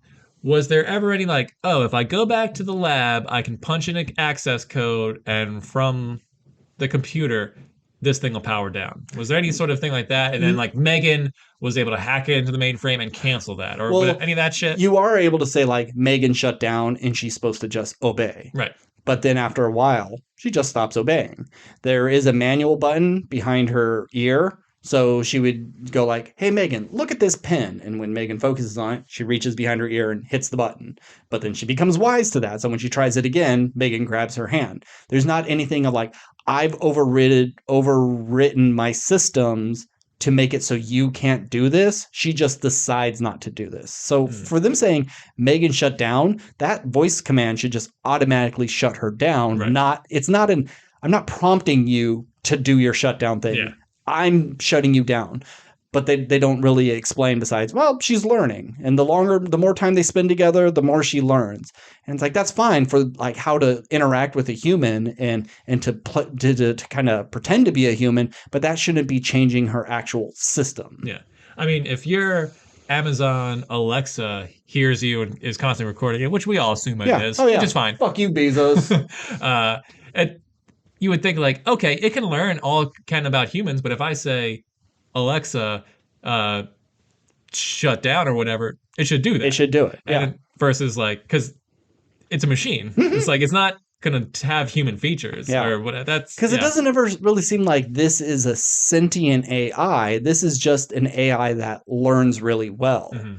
But I think they were a little confused on that. Like, it's one thing to have a machine that learns and learns and learns and gets better. It's another one to become self-aware. Right. And I don't know what she is. Right. But getting to the ending, there's a little thing that's set up, and I'm glad it paid off. So Allison Williams, she's a super genius. Wait, are you about to tell me the ending? Because I wanted to guess it. Oh yeah, go for it, go. Now it's not so much how the movie ends in terms of story. Is there a scene where like they destroy Megan and they're and you know Allison Williams and the girl like they hug and like I'm so glad we made it through this horrible experience. They you know what a lovely day to be together. And then you cut to a like a dark lab and you see like lights come on and then you just see like an entire like warehouse of like 400 Megans like all like No. and then like one's eyes kind of open up, cut to black. No, you think that's going to happen because once her boss sees how good Megan is, he's like, wow, we're going to make tons of money because like Hasbro's already copying our thing. There's no way they're going to be able to copy this because this is going to be like a $10,000 toy, which is another problem I have. That this thing starts as a toy. If this was a keeps old people company in old folks' homes, that makes sense. Something that helps you around the house, simple task, reminds you of chores, take your pills, things like that. I get it. But to instantly go like, let's make this a toy, I think is a stretch. It is a bit of a stretch. Yeah. Oh, here's a $10,000 toy that very few people could have. You would think let's have the most practical use for this machine, and then you can pare it down to make the toy version. Or yeah, like not even have it as a toy. Like it's designed to be an at-home like made, but if you want it to play with your daughter, sure, it can do that. Yeah. And they do kind of hint a little bit with one of the characters. He's stealing all the plans for this to maybe sell to Hasbro. Do they? You keep saying Hasbro. Yeah, they mention Hasbro. Okay. Yeah. Like, we're going to kick Hasbro in the balls. Yeah. So he's going to steal it, and you think, oh, you're going to see him send an email, or Megan's going to hack his computer to send that email to someone to ensure that these get made so she can upload her consciousness through the computer so she can live on. That doesn't happen. She actually kills the dude as like punishment for stealing the things. And it just seems like it'd be advantageous for her to actually have that information out there because so towards the end, oh yeah, okay, hold on. Before that, okay, she's like able to control other devices, but they never really mention it. It's like, look, this is a robot, and like I could understand she could turn on the radio, change your TV or whatever, but she's just like getting into cars and able to turn them on. There's a security alert going off in a building. She just walks by the box and shuts it down. And even at one point, she kind of yells at Allison Williams, like, don't touch her. And her voice gets all kind of deep and stuff. And all the lights in the house start flickering. And like, she doesn't have electric powers. And it makes sense because it was written by the people who did Malignant, who also do like really kind of cheesy shit. I think it works better in this than in that. But still, that doesn't make sense. Even if it was just a line of like, pair her with any electronic device, pair her with any electronic device, and she could yada yada yada. She's helpful in hospitals because she can, become a defibrillator if necessary. If they sprinkle these sort of things in, it'd make more sense. But it's just like, no, she's a robot, so she obviously has electric powers. It's like Allison Williams. She works with AI robots. Her house is super automated. She's got all these features. It's like, oh, I've designed Megan because this is my prototype starter one. She functions in the house, so it's like we're gonna sell this as like an in-home thing. So it's like you connect to your whole house. Yeah. So that's why she can control the house, but there's none of that in this movie, I'm guessing. There's a little bit. Okay. It's part of the ending. Okay. So when Allison Williams was in college, she invented this robot. I think its name was Bruce. It's just like a big red, like almost like a construction bot. It's small enough to fit inside here, but it's probably as tall as you or taller. And for those who don't know, Steve's a tall guy. Yeah. And you wear these little gloves. You punch your knuckles together, and then it will mimic whatever you're doing. Like a real steel kind of thing. Kinda a little Rock'em slower, sock'em robot. little simpler, but Okay. that sort of idea. So at the end, Allison Williams is trying to like shut down Megan in the house, and like Megan has like a knife to her, and the little girl comes out like, "Hey, what are you guys doing?" And she's like imitating her voice, or like, "Tell her everything's fine, or otherwise I'm gonna kill you." And so they're having a fight, and the little girl comes down and like, "You're supposed to be my friend, yada yada yada," and she's got the gloves on, and so she's controlling this robot, and she's fighting Megan. They do like a little hedge trimmer to the face, so her hair's all fucked up, and her face is getting more and more messed up. And I kind of like. I mean, it's a little aliens, power Sure. loader sequence, but a okay. little bit. So they're fighting, and like the robot like takes Megan, like splits her in half. Awesome. But then we get like the top half. She's missing her silicone face. Little Terminator thing Yeah, going. and Okay. crawling on her, and they eventually, I think Allison Williams just like beats her, just smashes her head in with a thing. But as like the cops show up and everybody's hugging and everything's fine, you see her she does have an AI thing like an Alexa or an Echo in the house that just kind of like turns on and like turns to the camera as like, she's uploaded herself into this thing. And it is established that thing is used throughout the movie. But I think it's simple and it's fine, but I think it could have been better with like your idea. This has already been in production, and now she's bringing it online, and now we have like 400 Megans in the world, and they're all going nuts. That would have been really fun. Or even if you did a thing where like it could have been fun to, if you had that, that big red robot or whatever at the beginning, and not really mention it again. And then, yeah, they don't. It's kind of like when she's introducing her, like, "This is my first thing I did in college," and then you don't really see it again. But then like they're able to defeat Megan on their own, but Megan has uploaded her consciousness to the Alexa, which then connects to the big red robots. The twist at the end is the big red robot comes out and then kills those two. Oh, okay. I think that could have been fun. I thought in the moment the little girl was going to kill her aunt and be like, "I'll never leave you, Megan," and then she'll put the robot gloves on and they'll be walking down the street. So it'd be like little girl, little robot girl, big robot guy. And it would be like them hitting the road. I don't know. They go on a Vegas vacation or something. But I just thought it'd be kind of funny to have like, she's controlling this big robot and then has this little evil robot as a friend. Fear and roving in Las Vegas. Oh, okay. Mm-hmm. Gear and roving in Las Vegas. There it is. Got it.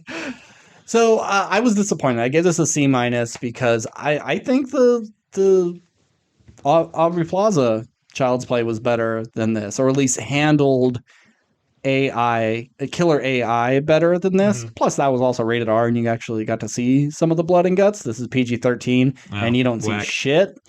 I'm assuming when it comes out for home release, they'll have like a director's cut, but they said when they were making it, they didn't want it to be super gory, and it was easy for them to just cut a few frames off a lot of things to make it PG-13. And it makes sense. If you're going to, memify this for months, we've been seeing trailers, you're going to need that young audience. And I was going to say, like, PG-13 horror movies make a ton of money because it's a horror movie that kids can see. I think this was like a $13 million budget. It's already made $30 million opening weekend. We're getting Megan 2. We're gonna, yeah, but it's like, do you call it Megan 2? It already has a 3 in the title. So do you just change that 3 to a 4 and just I'm a Forgan? Or it's just I guess you could make the 4 look like an A and it'd still be. It would still be Megan. Yeah, but then people be like, "Oh, Megan, the fourth one." Megan smelt the M-E. No, I understand that. Yeah. I think you could just pronounce it out. Or you could do MEA and then it'd be 34. Or you just turn it back to an E. and then put the 4 where the A is. But the Megan does stand for something. It's like Model 3 uh, generational Android or something. Mm. It's not the most clever one. Boo. But this was like the first January release, like first week of January to make money. Like everything is always shit in January generally, and it's one of like the highest grossing opening weekends in January in like the past 40 years. Really? Yeah, Huh. but yeah, we'll Wait a minute. definitely get another one. You call it Megan 2.0 because it still fits with the robot theme, Yeah, but it's 2. yeah, I think that's what you do. Megan yeah, 2.0. that's true. But yeah, Anyway, yeah, it's fine. It could have been more. It could have really leaned into some of the dumbness, but I enjoyed it for the most part. all right. I got one last double for you, and Cool. then we'll get to our main topic. Yeah, which we Uh, never mentioned. I guess you'll just have to keep listening to find yep, out. sorry, folks. Or you just read whatever the. Oh shit! I'll put just like a bunch of asterisks and dollar signs, and Okay, yeah, on the YouTube video. yep. So I finished 2 books in the past month. Oh, Yeah. One that I've been reading for like 3, and one that only took me like less than a week to okay. finish. So I finally finished the Live Ship Trader trilogy Okay. by Robin Hobb. This is books that I've talked about on the podcast before about magic pirate ships, essentially, where the masthead is alive and has a personality and sort of can steers the ship themselves because they're a living thing, essentially.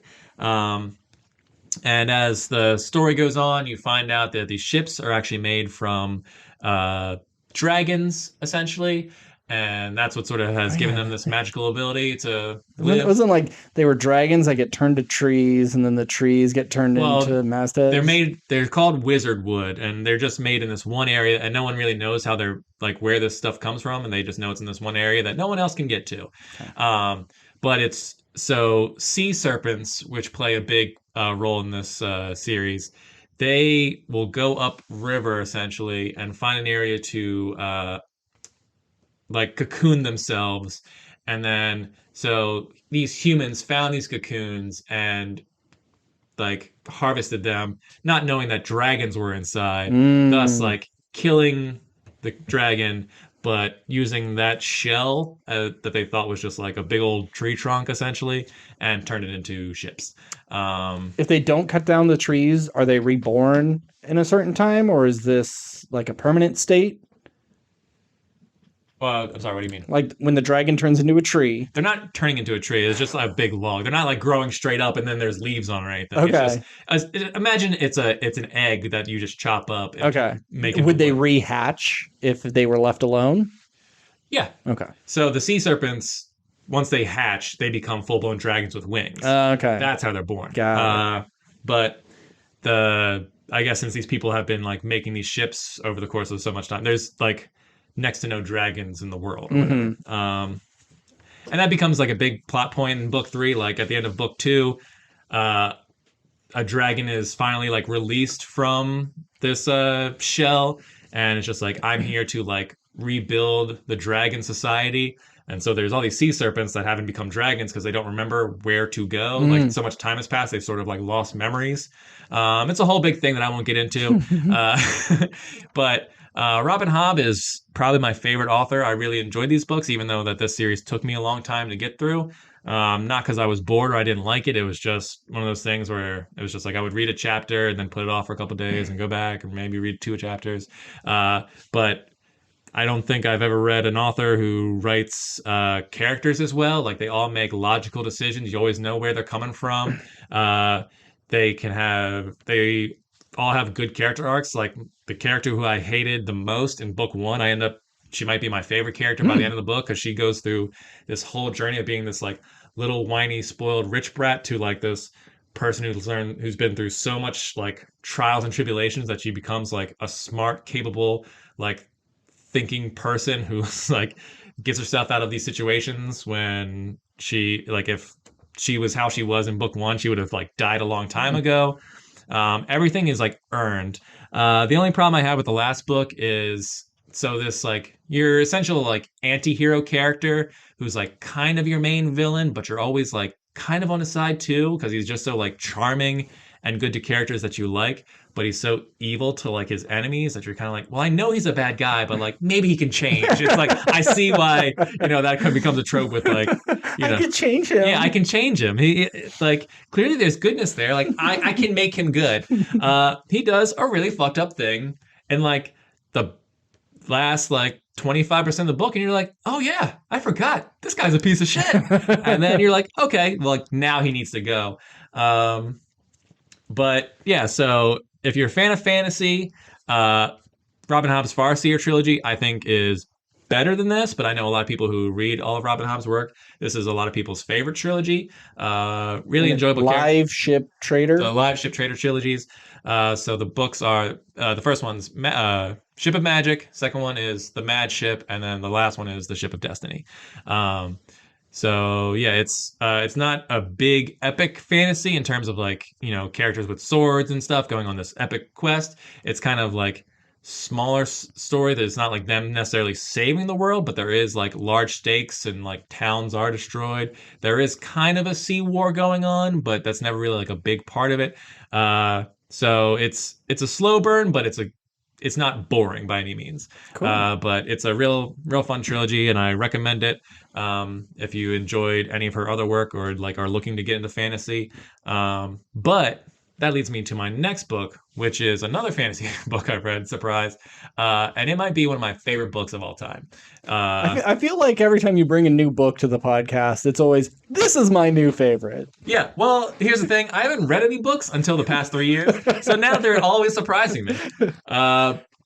So the next book I want to talk about real quick is Kings of the Wild. It's a book that I think came out in 2016. The author is Nicholas Eames. So this book is essentially, what if Kiss, the band Kiss, were a band of mercenaries who, were famous for slaying monsters. Okay. So if you Do they have like musician powers? they don't have musician powers, Oh. but you can definitely tell like who's who in the band, Okay. in terms of like what instrument they would play. Okay. Oh, they don't outright say it? So they're not an actual band? No, I mean, Okay. so this book is heavily inspired by like 80s rock bands Okay. and 80s musicians. So like there's one female character, her name is Sabbatha. So like Black Sabbath. So basically you have these warriors have aged, they're in their 40s, they've passed their prime. When they were in their 20s, they were like the most famous band in all the world. Their band was called Saga, and all mercenary groups, they call themselves bands, and they all have like band names, and they have a front man, that's their leader, and they have like their booker, and when they don't go on quests, they go on tours. Okay. And they tour the Heartwild. The Heartwild is like the super dangerous forest where like essentially every 3 feet you're going to run into something that's trying to kill you. Like it's just filled with monsters, filled with plants that want to eat you, filled with like acid pits you could step into at any moment. It's just like super dangerous. And they were the best in the world at just like killing. Like if you had a problem and there was a big ass monster that was just like terrorizing your town, you go hire Saga because that band kicks ass. And what's the like time period? Is it like Lord of the Rings huts and castles, or is it like a dystopian future? It's Lord of the Rings castle and swords and axes and all that kind of stuff, but there is like some slightly futuristic elements to it. Okay. Like there are flying machines, but they are powered partially by like technology and partially by magic. Okay.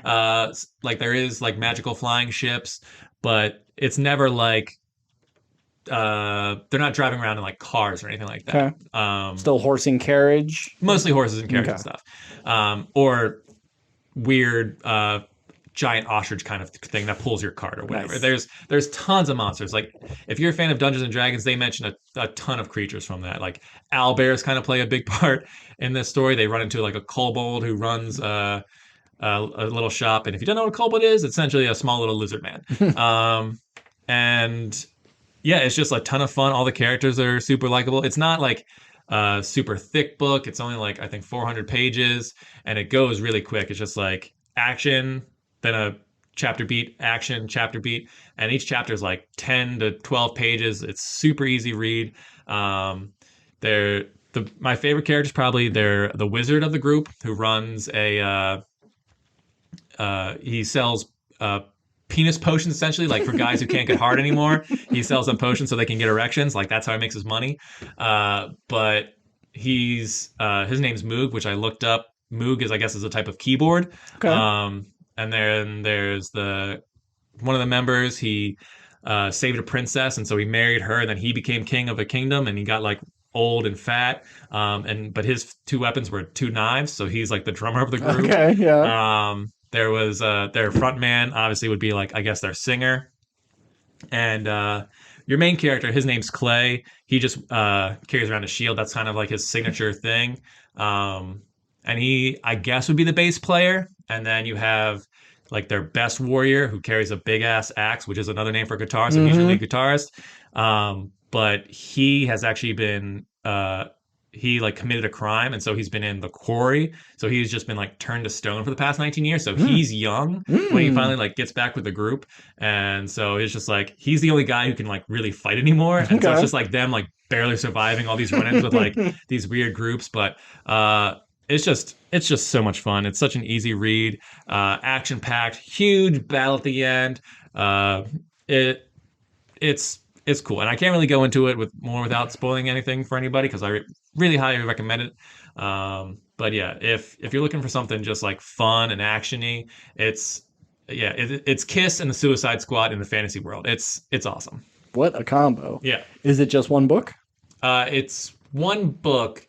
There is a sequel that takes place in the same world, but it's with different characters, but that have connections to the characters from this book. Okay. So it's a completely separate story, but in the same universe. Is it? And it's just those two books? It's just those two. There is going to be a third. So I've been told that the second book is more like, I'm sorry. So the first book was 70s. The second book is more set like 80s sort of themes and ideas of just like trying to be better than the last generation and find their place in the world. And then apparently the third book will be like 90s, where the author said like might take inspiration from like 90s hip hop and like against the establishment and grunge and like anti-government kind of stuff. Okay.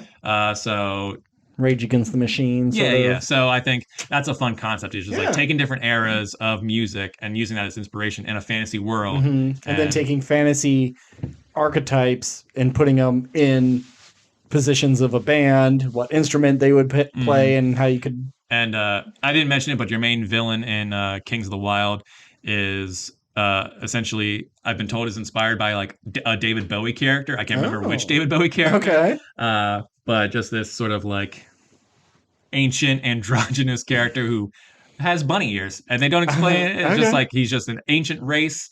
And I mean, you'll read about it if you ever read the book. But it's like I said, ton of fun, totally awesome. I loved every minute of it, and it only took me a week, which is super fast for me in terms of reading a book. That's a great concept. Can you see it being adapted? Or is it a little too weird? 100%. Yeah. No, I think of all the fantasy books that I've read or the series I read, it's like the only way you could do this is like an HBO Game of Thrones style series. This is easily a 2.5-hour movie, super tight. You might be able to cut some stuff out, maybe it'll stand a little bit more. But yeah, this could be an under 3-hour movie, and you wouldn't have to lose a lot, if anything. Yeah. Awesome. If I was a famous director and I had money, this is something I would love to adapt. All right. Well, get on it, Steve. Yeah. Just become a famous director. Just do it. Hollywood, call me. Where do I put my application in for famous director? All right. That's it. Except for our main topic. How long? What are we up to? If you had to guess. I'm going to say hour 45. Oh, pretty close. Hour 35. Oh, okay. Yeah, we kind of blew through those really quick. Good for us, because I'm surprised. Yeah, because like I don't have much on here, but I know I can get long-winded about my just describing the plot. Yeah, sometimes you talk and I'm like, I should tell. I talked about White Lotus a little bit, but it's like I didn't even say what White Lotus was about. No, but it's like you probably know. You've seen commercials. you talk a lot about like how you felt and things you liked, and for me, I'm like, well, this is the synopsis. I'm just going to give. Maybe that's why we balance each other out, man. I guess so. So our main topic is Babylon.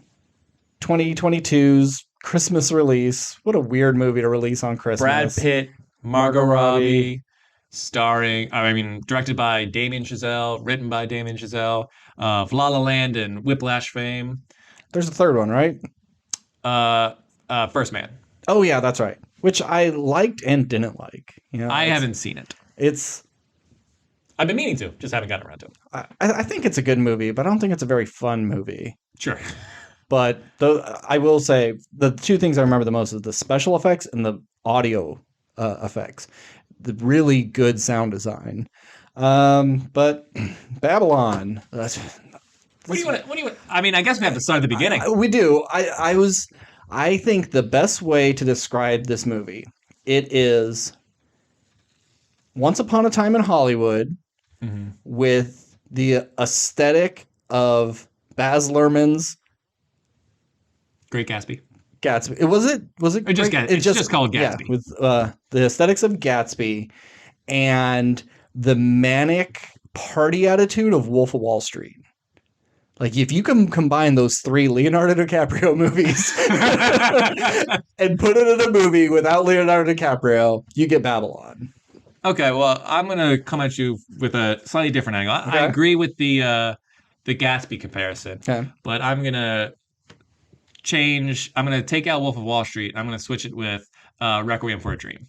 And we'll get into that, but that's where I walked out of this movie. I was like, oh, this was a Requiem for a Dream with a slightly happier ending at the end of Babylon. Babylon. There was only like a little bit of a problem with drugs. But that's not what I'm talking about. Okay. I mean, it's part of it, but it's not what I'm talking about. All right, so this movie is pretty much what happened in the time between silent films and talkies, and how did actors, directors, and everybody transition into it? Some of them had an easier time than others, and what was the world like at that time, and the Hollywood parties and the amount of excess that happened.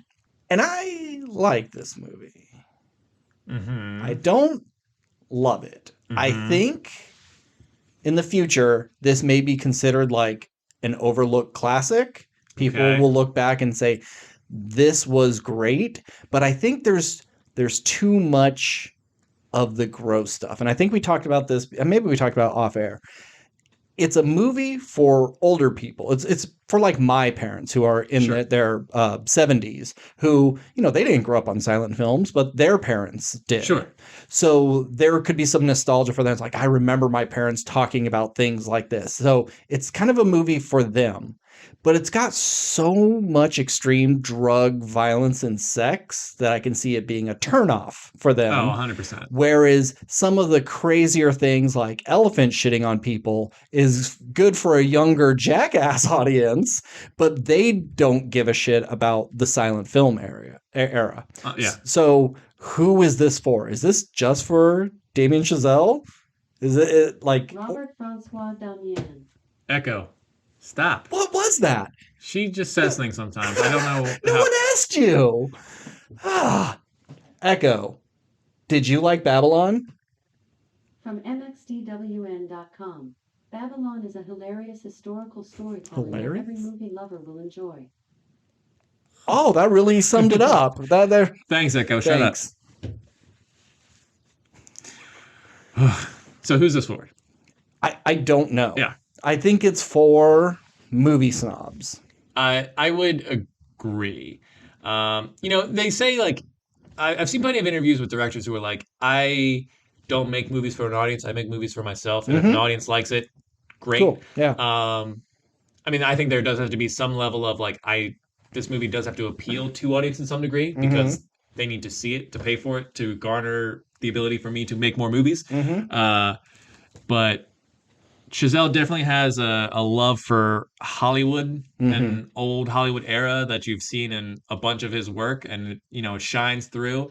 But I think in the future, I would be happy to see him tackle other stuff. Like, and this is me going, I haven't seen First Man, which I know has like nothing to do with Hollywood. I would assume very different from everything else. Yeah.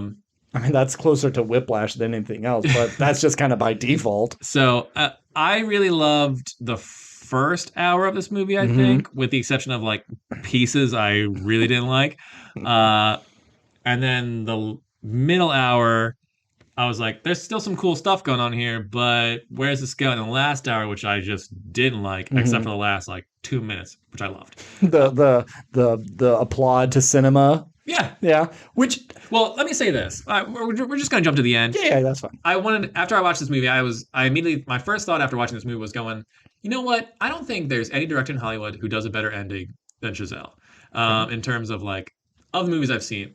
Like Whiplash, I've watched the ending 15 times. The ending of Whiplash is perfect. Yeah.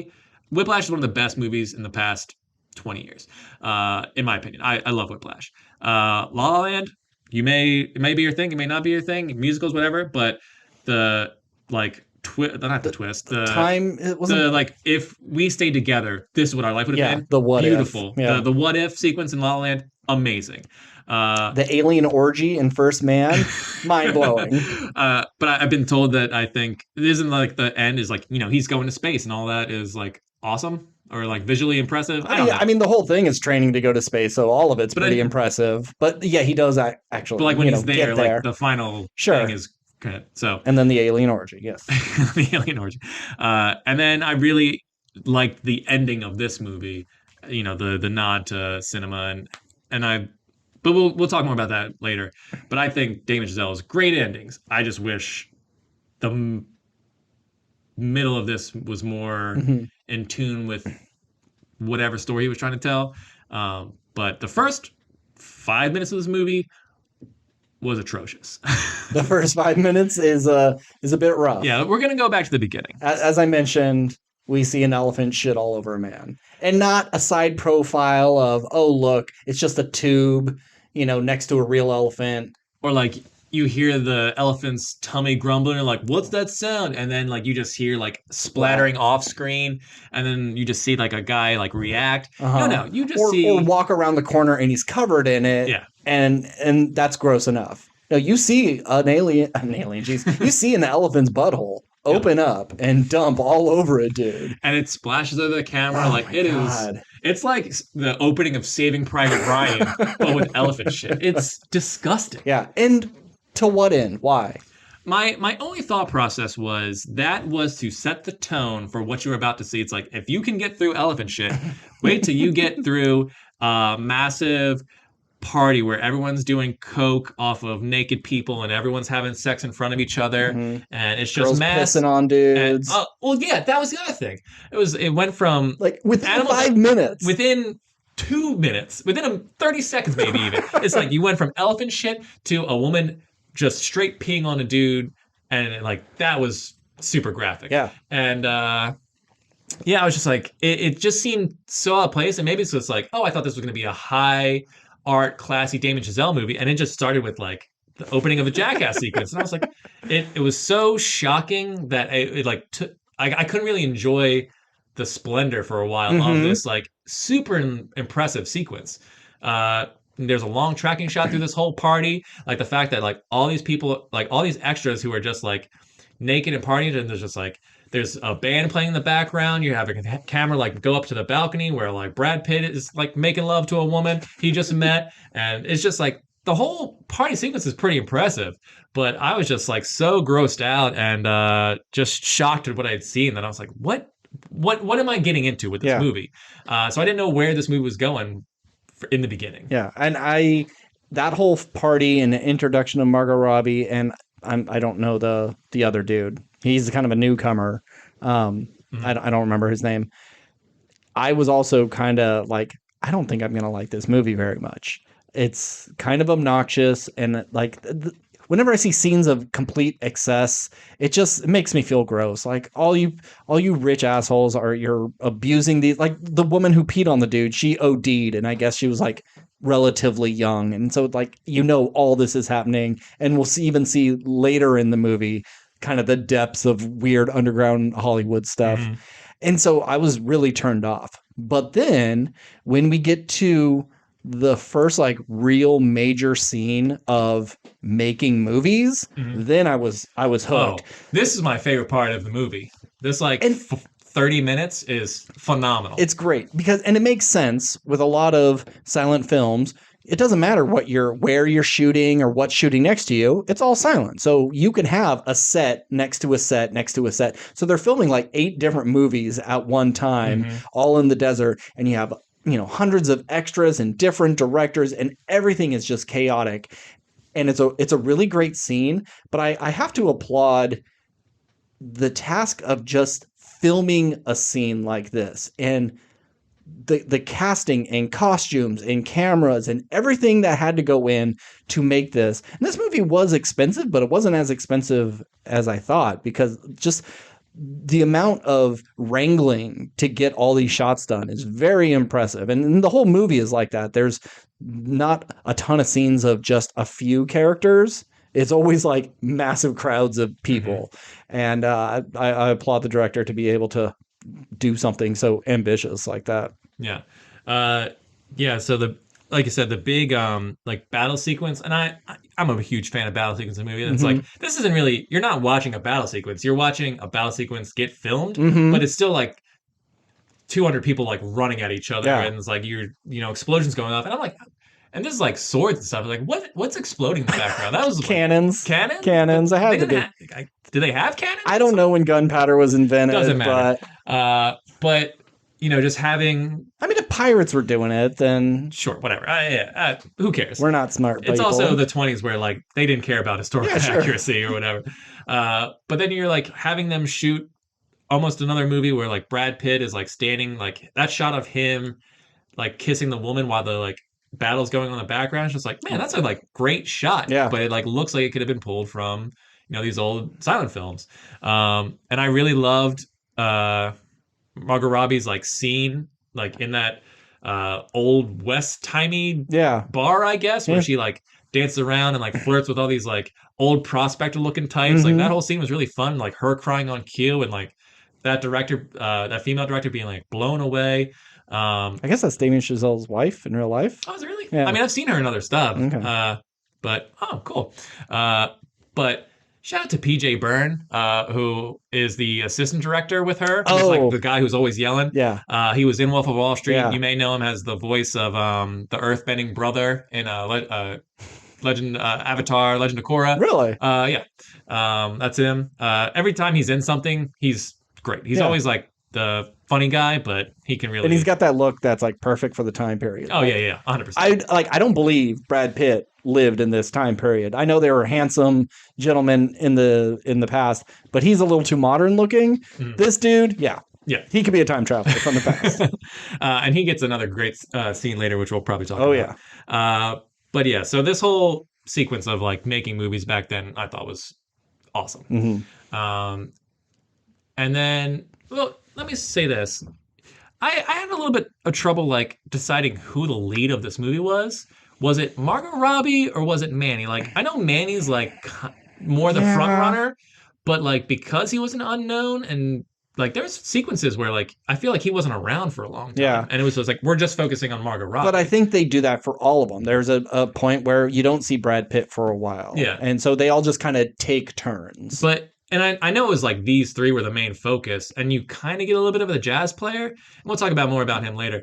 But I never really felt like Brad Pitt was ever the lead. He was the supporting character, and Margot Robbie and Manny were the two leads. And the actor's name is Diego Calva, because I feel bad saying Margot Robbie and that guy, and then the character's name, which we normally do. Yeah. So we can say Diego, Manny, and Nelly. Manny and Nelly. Manny and Nelly, yeah. I really liked her performance. I thought she is fantastic. Margot Robbie is great in everything. Yeah. I mean, fuck you for being just so beautiful and talented and seems to be a nice human being. Like, you don't get to be everything. Fuck you, Margot Robbie. But I really, besides like, I mean, she gives good performances when she's all coked out, but when they introduce her in the beginning and she's crashing the car and, oh, look, I'm already a star. It's like, ugh, get out of here. You're too much for me.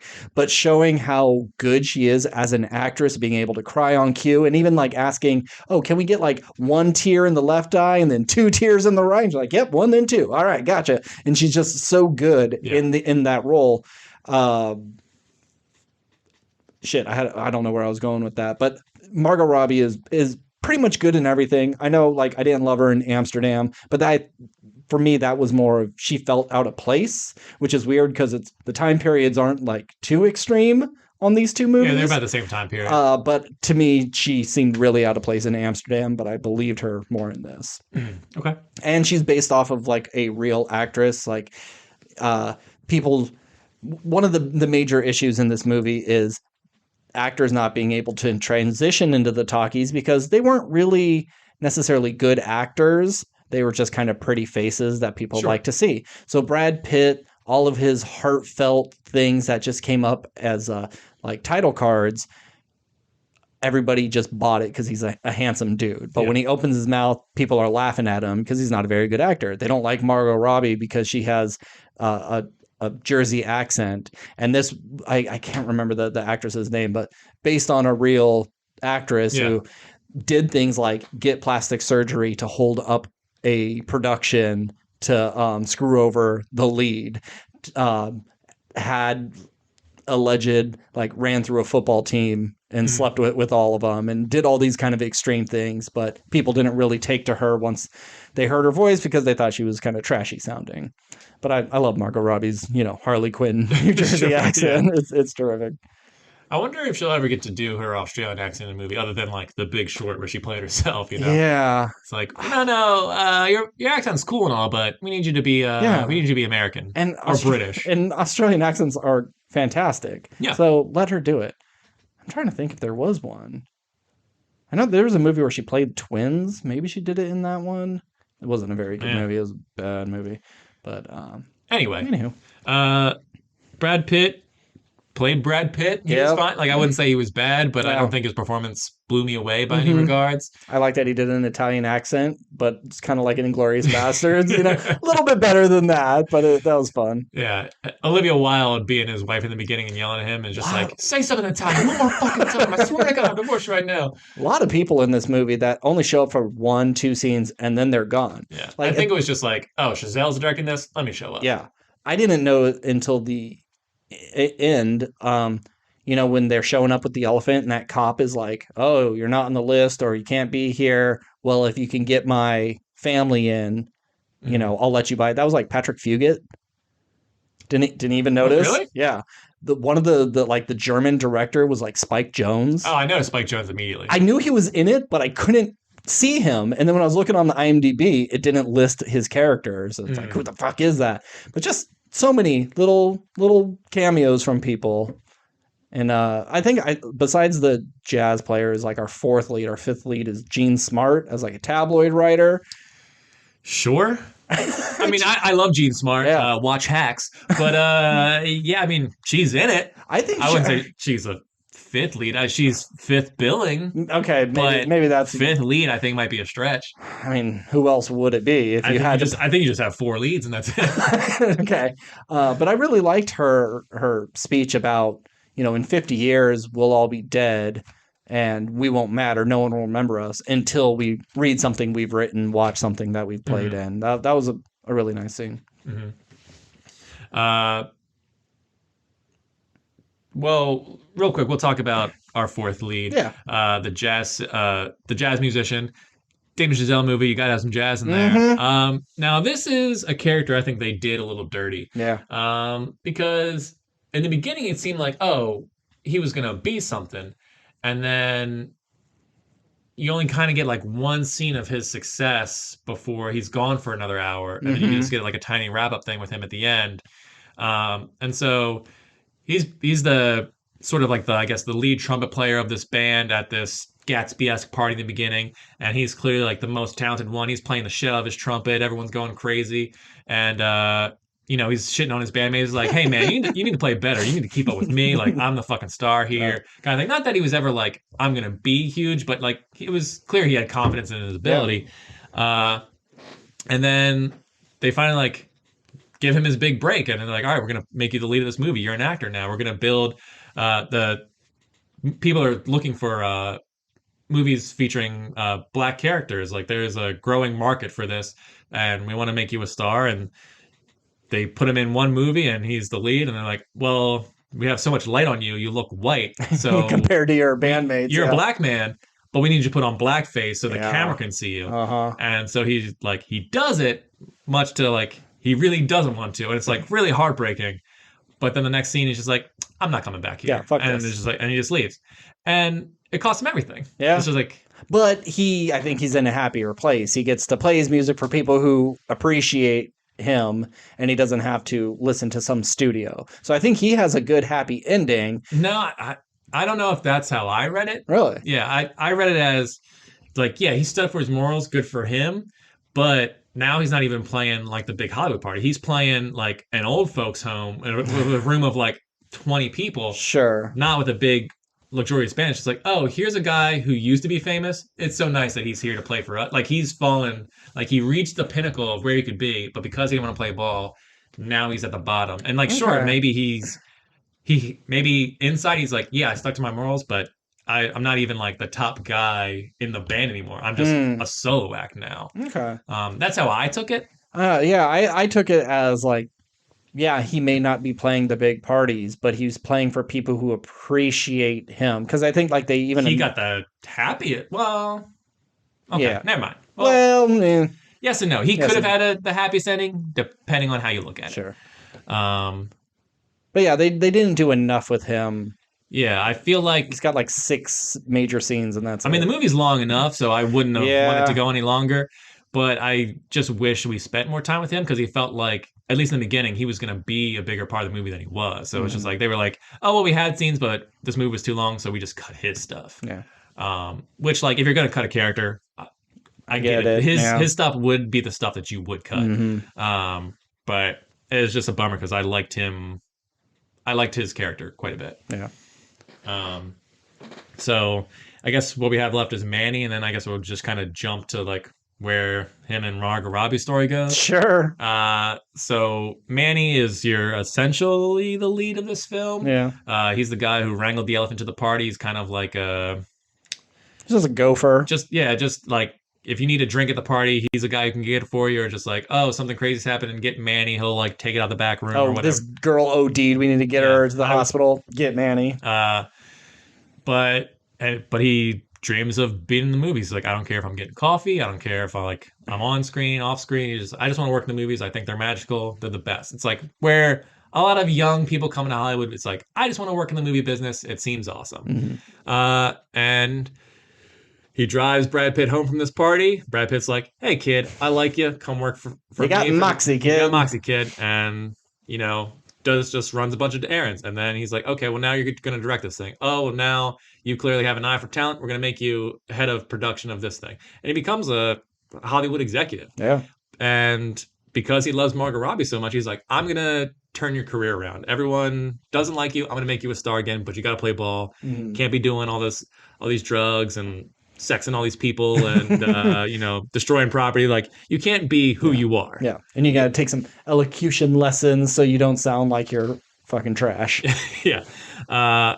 But, Margot Robbie can't do that.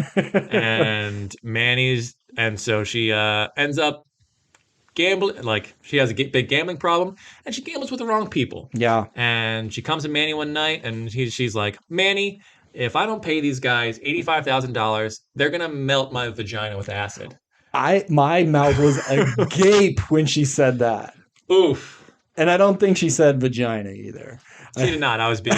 You're being a little more PC. I was being, polite for the podcast. It was so crass and violent sounding. It was just like, holy shit. I knew this movie had some fucked up shit, but my God. Yeah, because I imagine, it's scary when someone says, pay me or I'll shoot you in the back of the head. Yeah. But you'll be like, oh, I might die, but at least it'll be quick. But if they're just like, no, you won't die. Yeah. But you're going to have the worst possible thing happen to you. And you're like, oh, shit. Maybe I should pay these guys. We're going to mutilate your sex organs. Yeah. God. And so they do, but... Pay them. Yes. They pay him. But... But this I thought was a really funny, not like funny, but just like, how did you think that this was so like correct? The dude that you get drugs from on these sets is a guy in a cape.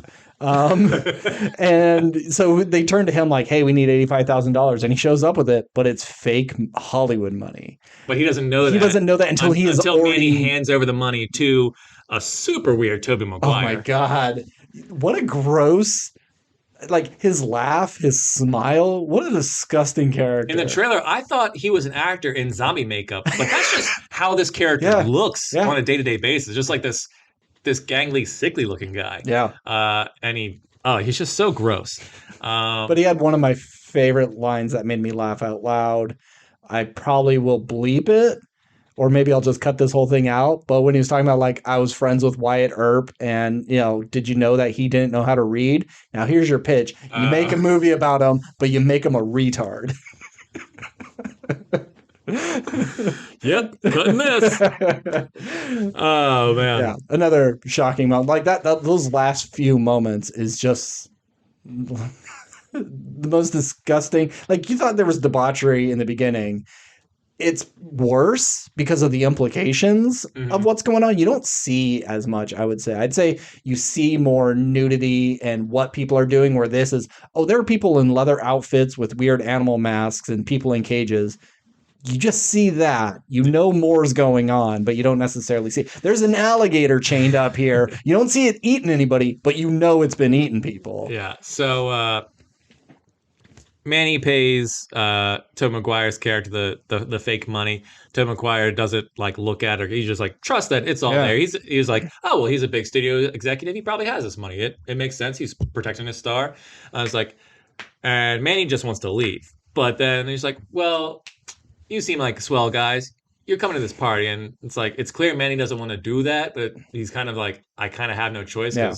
Don't piss off the guy. Don't piss off the guy who's like not afraid to kill people. Yeah. And who was his henchman? Ethan Suplee. That's right. Yeah, who's like spitting or hawking loogies like, the whole time, which was really gross. But then, so Tobey Maguire's like, oh, they don't have Hollywood's so like PC nowadays or whatever. It's like the parties aren't as fun as they used to be. But I'll show you the last great party in town. And so they go to like this underground tunnel bunker place. Yeah. And when they first walk in, it's just like Fight Club.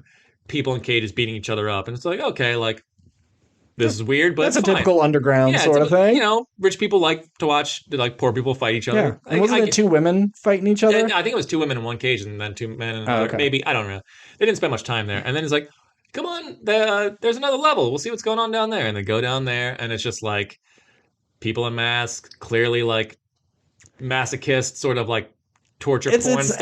S&M, and I felt a little... That's like probably the pedophile level as well. I think there was... no, it's the next level.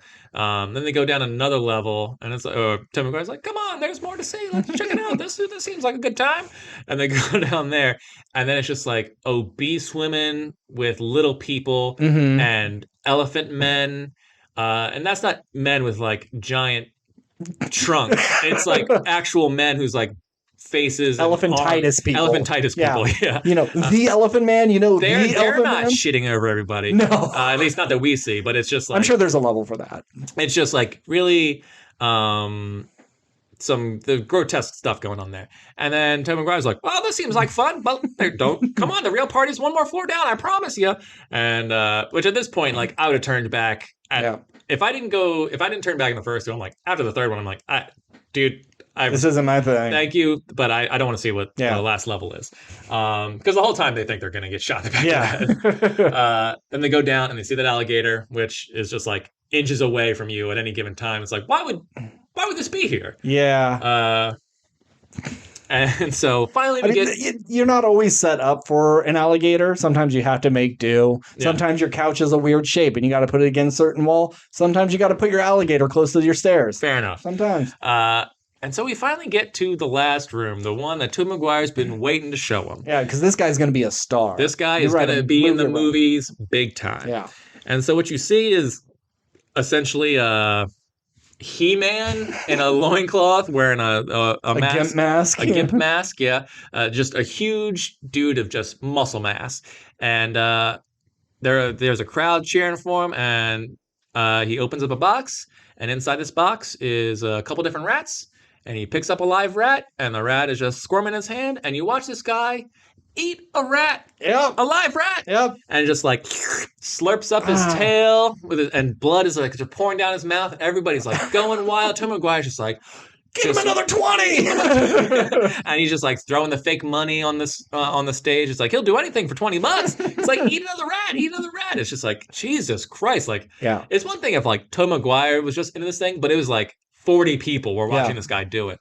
And, I think it would have been fun to see maybe some of those, like when Margot Robbie's at the party with all the highfalutin people. If you saw some of them in there, and you know what? Maybe there was. Maybe there wasn't. Wasn't looking. But it was shocking. That I was like, but this guy made La La Land, all right? Yeah. Which is like the sweetest, most adorable musical ever. And then we have like multiple sequences in this movie where it's like, I can't believe I'm watching this. Yeah. It was jarring. He's a varied director. Yeah. I mean, good for you for branching out. It's just not what I expected. Yeah. And so from that point on, it's like, let's go on the run because they found out that the money was fake and they're coming to kill us. And we need to go, Margot Robbie. And then like a crazy drug addict just bails. Yep. He's like, let's get married. Let's go to Mexico. We'll be safe. And she doesn't want to at first. She's like, I'm okay dying. But he convinced her to go. She's like, okay, I'll go with you. And he's like, all right, stay in this car. I'll be back in 5 minutes. And then we'll go. And of course, like the second he walks away, she's like, all right, I guess I'll just walk down the street. So Margot Robbie, dead. You don't know how she dies. You just see it. But it's not till like 10 years later. She doesn't die that quickly. Well, she dies it says she dies at 34.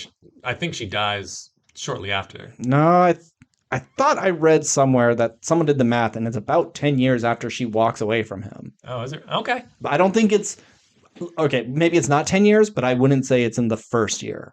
I'd say there is some time. Like she goes off and just ruins her life for a few years. Fair enough. But yeah, she dies. So, yeah, she dies from either being murdered or doing drugs. Yeah, don't really find out. Just a small blurb in the newspaper. Yeah, just a small blurb in the newspaper. Brad Pitt realizes his time as a star is over. You know, kisses his wife, goes up to his hotel room, blows his brains out. Yep, saw that coming a mile away. It's like The Artist, but a not happy ending. And then Manny moves to New York. Well, like the guy, one of Tobey Maguire's hitmen, like chases him down, kills the drug man in the cape and the drug man's roommate. Poor guy. Was there. He's just there and is given like a get out of town and never see you again. And so he does it, finds a woman.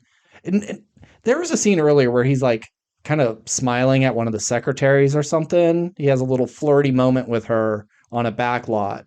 Do you know if that's the same woman? I don't remember that scene. Sorry. All right. But yeah, he goes off, gets married, has a kid, but then comes back to LA in the end in the 50s, I think it is. Yeah, he comes back like 20 years later, 18 Yeah. years. It's not, long enough to where he like left, got married, had a kid who's now like 7 or something like that. And it's like, I'm just coming to LA to visit and show like my kid where I used to work. Like I used to be a big shot in this town kind of thing, which like, maybe he knew Tobey Maguire was dead or whatever, but it's like, I probably still wouldn't have risked coming back to town. If that was me, I was just like, know what? I escaped. I'm alive. No one's come after me after all this time. I'm not going to go back to the scene of the crime kind of thing. But yeah, so no one really has a happy ending. Manny loses everything in a way, but you know, he's still able to like have a life and seems to like be happy with his wife and kid. And then you just have a scene where he like kind of walks around town by himself a little bit and then just like stops into a theater and he goes to see Singing in the Rain. Singing in the Rain, a movie I love. It's great. Never seen it. Holds up.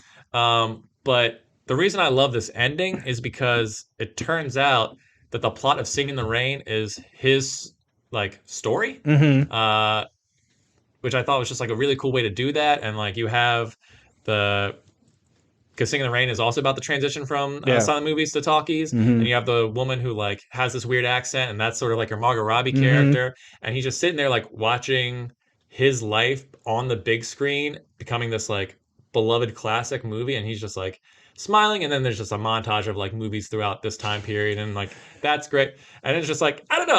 I really thought that ending was clever and I should have seen it coming. I like that. The Singing in the Rain stuff. It's the the weird 2001 like Technicolor fever dream, and then seeing The Matrix and Jurassic Park and Avatar, and it's like really jarring to see the Na'vi flying around on banshees in this movie about the silent film era.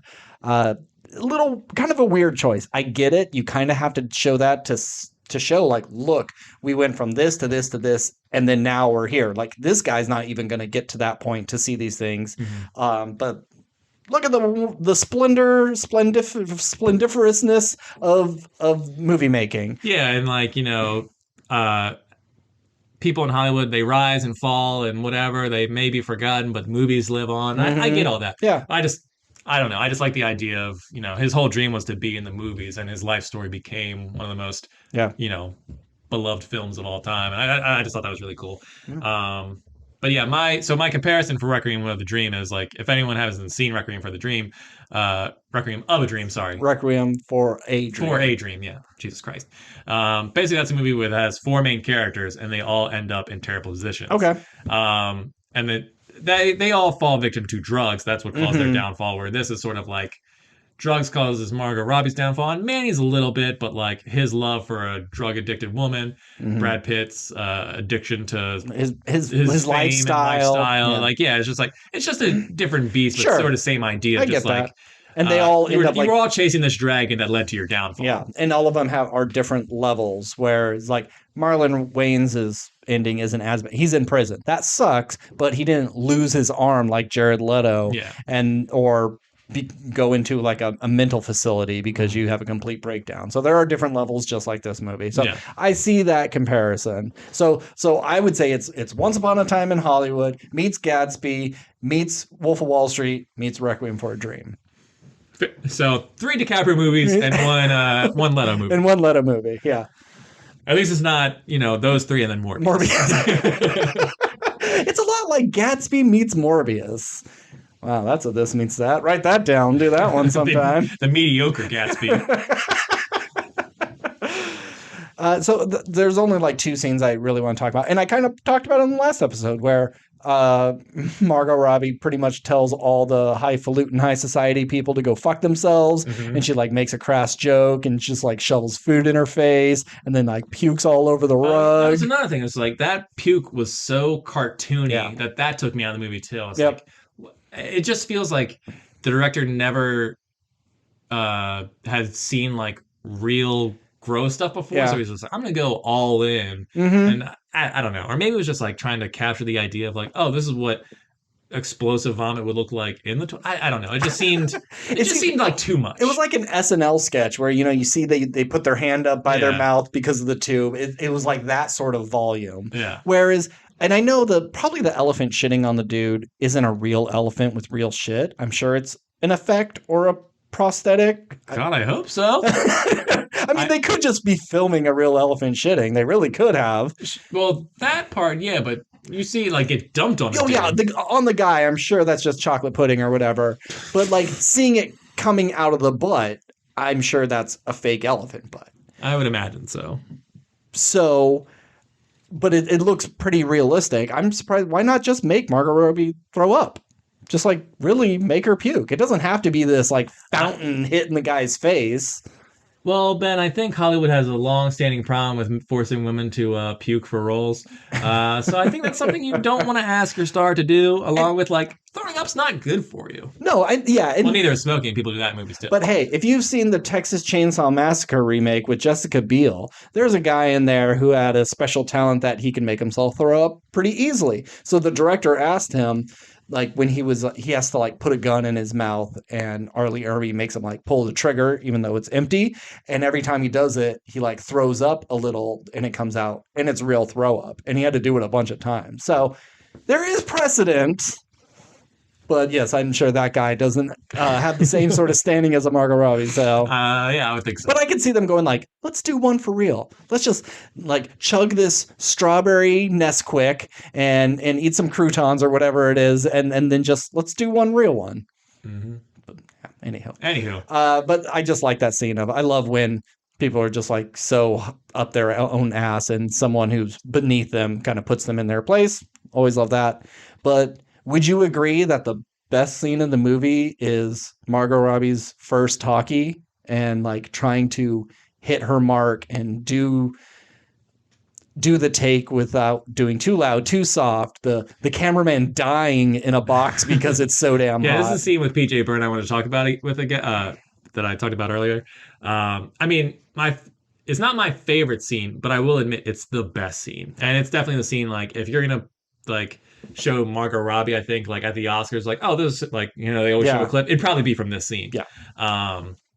Because I think everyone in the scene's so great, Mhm. and I think the camera work's really great, and it's like it's so chaotic and fast, and this I love like her like not hitting her mark, and then you hear the sound guy going like like no cut, and then like the camera pans to him real quick, and he's yelling, it's like don't tell my actors to cut, I do that, and she's just I don't work for fucking you, I work for the director, and like just all their back and forth is just great. And PJ Byrne freaking out, I loved. The camera guy who's like I'm dying in that box, man, you gotta like, shut up there. Yeah, we have and it had Wolf of Wall Street energy, and that's what I liked about it. And like in that early scene when they're filming the big battle, one of the extra dies. He gets like impaled by a flag or something, and he dies. And then we have a cameraman dying. Things that would generally never ever happen in modern films. We have so many things in place where they're just kind of like, yeah, well, shit happens. Let's go. I mean, we have had that Alec Baldwin incident recently where he shot that woman, but it's so few and far between that these things actually happen. Yeah, the only time this stuff really happens is with stunt people, and like that's part of the job. Is like you are risking your life to doing a crazy shot, but there's also stunt coordinators and safety guys. It's like you almost never hear about it because they have to go through so many hoops to get this thing to happen. But at the end of the day, you still have someone who's kind of risking their life. But like a cameraman shouldn't die because they didn't get water. Yeah. Or like an extra shouldn't be impaled by a flying spear because no one should be throwing actual spears. Yeah. We learned our lessons, and that's why we have our foam guns and knives and breakaway bottles. And back in the day, probably used a lot more real things. But there's like old timey people who are like, man, they don't make movies like they used to. Back in my day, we used real spears on movie sets. It's like, well, yeah, there's a reason we don't do that anymore, Frank. Back in my day, we killed people for our art. Do you have anything else to say about that scene? I mean, I agree. It's the best scene in the film. Yeah, she's great. It's all. I think probably the funniest sequence in the movie too. Probably, yeah. Yeah. Good stuff. Yeah, I enjoyed this movie. I would say it's probably my second favorite of his. I would rather watch this than La La Land or First Man. First Man was just kind of like, it's a little dull. It's a movie for dads. It's a good dad movie. In La La Land, like I'm unless the musical is comedy, I don't really care for musicals, and it's a little too cutesy for my taste, but I don't think he's ever going to beat Whiplash. That movie is amazing. I mean, Whiplash is pretty much a perfect movie. I mean, I would say that I think La La Land is more rewatchable than Whiplash because I think it's just more rewatchable than Whiplash, really? Yeah, just because I think it's an easier watch. Yeah. It's more fun. It's more sweet and everything. Where like Whiplash is like I kind of want to be in the headspace to go down this dark road of like this piece of shit J.K. Simmons yelling at me for an hour and a half. But I would say Whiplash is a better film than La La Land. But I think it's like if it's like, do I want to watch Whiplash or La La Land? I probably lean La La Land just because it's a more enjoyable watch. But I would go Whiplash number 1, La La Land number 2, this number 3. And First Man fourth, only because I haven't seen First Man. Well, I'm sure it's on a streaming service. You should just. I think it's on HBO, but okay. I haven't got it. I got so much stuff to watch, man. Yeah, throw it on the pile, like I said. But by no means have I lost any faith in Chazelle as a director. I think he's still great, and I look forward to. I was excited to see this movie just because his name was attached to it. After watching it, it's like, okay, maybe I can tamper some expectations for the next Chazelle movie, but I still look forward to seeing what he does next. There's enough in this that I loved that negated the stuff that I was just like kind of about. One of my favorite things is that theme song was really good. It was in all the trailers. I can't even think of how it goes, but it plays multiple times through it. You know what I'm talking about. In the elephant scene, it's like the big song. Yeah. Yeah. He's good at jazz. That Chazelle guy. Yeah. Got anything else for Baby Lion? There was no baby lions in this whole movie. There was no baby lions. Yeah. That's disappointing. Alligators, elephants, no lions. Kind of misleading. Mm-hmm. I wish I was at that party. Just kidding. I don't want to be at that party. Yeah. 21-year-old Steve would have loved to be at that party. Yeah. 30-year-old Steve, not so much. I bet it'd be stinky. I bet it'd be sticky. I don't want to be sticky. Yeah.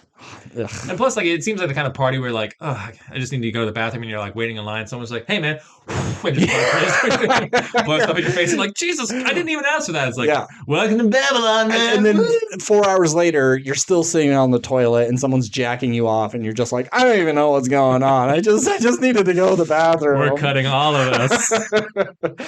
Well, I think that's it for this episode. What are we doing next week? Next week is... I think it's something stupid. Let's see. Well, next week will be the first episode of The Last of Us. We'll definitely be talking about that. Oh, yeah. I mean, we'll be... 1 week to go. Am I allowed to come over to watch that together? Or is that going to be our new House of the Dragon? I think so. Okay. All right. Well, if it's Sundays at 10 or 9 or whatever, we're going to have to. Okay. So next week you can expect us to talk about the first episode of Last of Us as big Last of Us game fans. I'm interested to see where the show goes. But this Friday we have we could watch either House Party or A Man Called Otto with Tom Hanks. God. So I guess we're watching House Party. Or we're just talking Last of Us and maybe this means that. Yeah. Well, I mean, unfortunately, the This Meets That won't be on that episode, so maybe next episode might be a little lighter in content. I don't know. I'd see House Party. I know it's not fucking see House Party. Look, man, I got that pass, baby. I can see as many movies as I want now. Yeah. You know what? And I think I need to just get it because even though I don't want to go to Regal, I don't want to give them my money. This year is so jam-packed with movies. It's like March, April, May. It's like every week. Stacked. Something. So I think I probably should do it. When you bought it, do you do it month to month or did you just pay for the whole year? So they have a 3-month, I think, a 6-month, and a 12-month. I could be wrong about that. But I just did the whole year because it was also a Black Friday sale, so it was $50 off. So it was supposed to be, I think, $260, and I got it for $210 for the entire year, something like that. I wish I would have known. I would have done that. I mean, I only found out. I was like, let me, because it's not like I saw a deal or anything. I was just like, I wonder how much it costs. And I just happened to go on there, and it was like 3 days left. And I was like, fuck it, I'm just gonna do it because this is the best time to do it. And then, I mean, they might have summer sale. It might be a place where thing like maybe every 4 weeks they're just like, oh, here's a new sale, $50. Yeah. But it just happened to be the Black Friday thing. I was like, oh, so I basically paid for 5 movies or saved myself 5 movies. I wish the theater by the mall would have a better deal. I mean, because Cinemark doesn't have a great deal. It's always like discounts on stuff and 1 free movie a month. Like, no, I want unlimited movies. Yeah, I mean, I guess if you're going every Tuesday or whatever for $5, I don't know if they have the $5 one. Yeah, I think it's $6.50. No. $6.50. Yeah. That's still over $300. Yeah. A year. Yeah. So, fuck. All right. I mean, no one's at these Regal ones. I know. Like, no one's going to the theaters right now. Like, every time I've gone to Regal, there's been like no more than 6 people in every showing. I went and saw Megan with our friend Nick and his girlfriend, and looking at the theater at the mall, it's like almost sold out. A couple of seats here and there, jam-packed. Look at all the Regal ones. Bigger auditoriums, way less people, just handful. So, I mean, it makes sense. Like, our AMC, we can, I guess, cut all this too, because I don't know if it matters. Our AMC is next to the mall, so it's just like good location. We don't have an AMC. I'm sorry. Cinemark. That's the Cinemark. The Cinemark's next to the mall, where everyone goes, like thousands of people every day. It makes sense that one's gonna get filled. So it's like, I'm glad that exists solely so my theater isn't packed with shitheads. Yeah. Yep.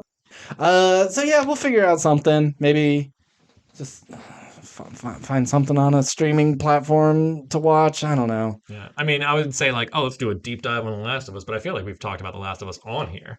Yeah, and it's only going to be the first episode, and I'm sure we can talk a half hour on it. Maybe it'll be a short episode. Who knows? We can probably use some short episodes. Yeah, we don't. Not every episode has to be 2 hours plus. Like we're at 2:30 right now. Jesus. Yeah. All right. Get this down to 2:15. Yeah, we'll see. 2:25. If I cut out every time we mention an elephant shitting on someone, we could probably get an hour out of this thing. Well, thanks for listening. Thanks for tuning in for a movie that you probably didn't see or gave a shit about. It was considered one of the bigger bombs of the year. Did not really make a lot of money, but probably still one of the Oscar contenders. Probably, So at least in some categories. At least costume and stuff like that. So Robbie will probably get a nod. Yeah, probably.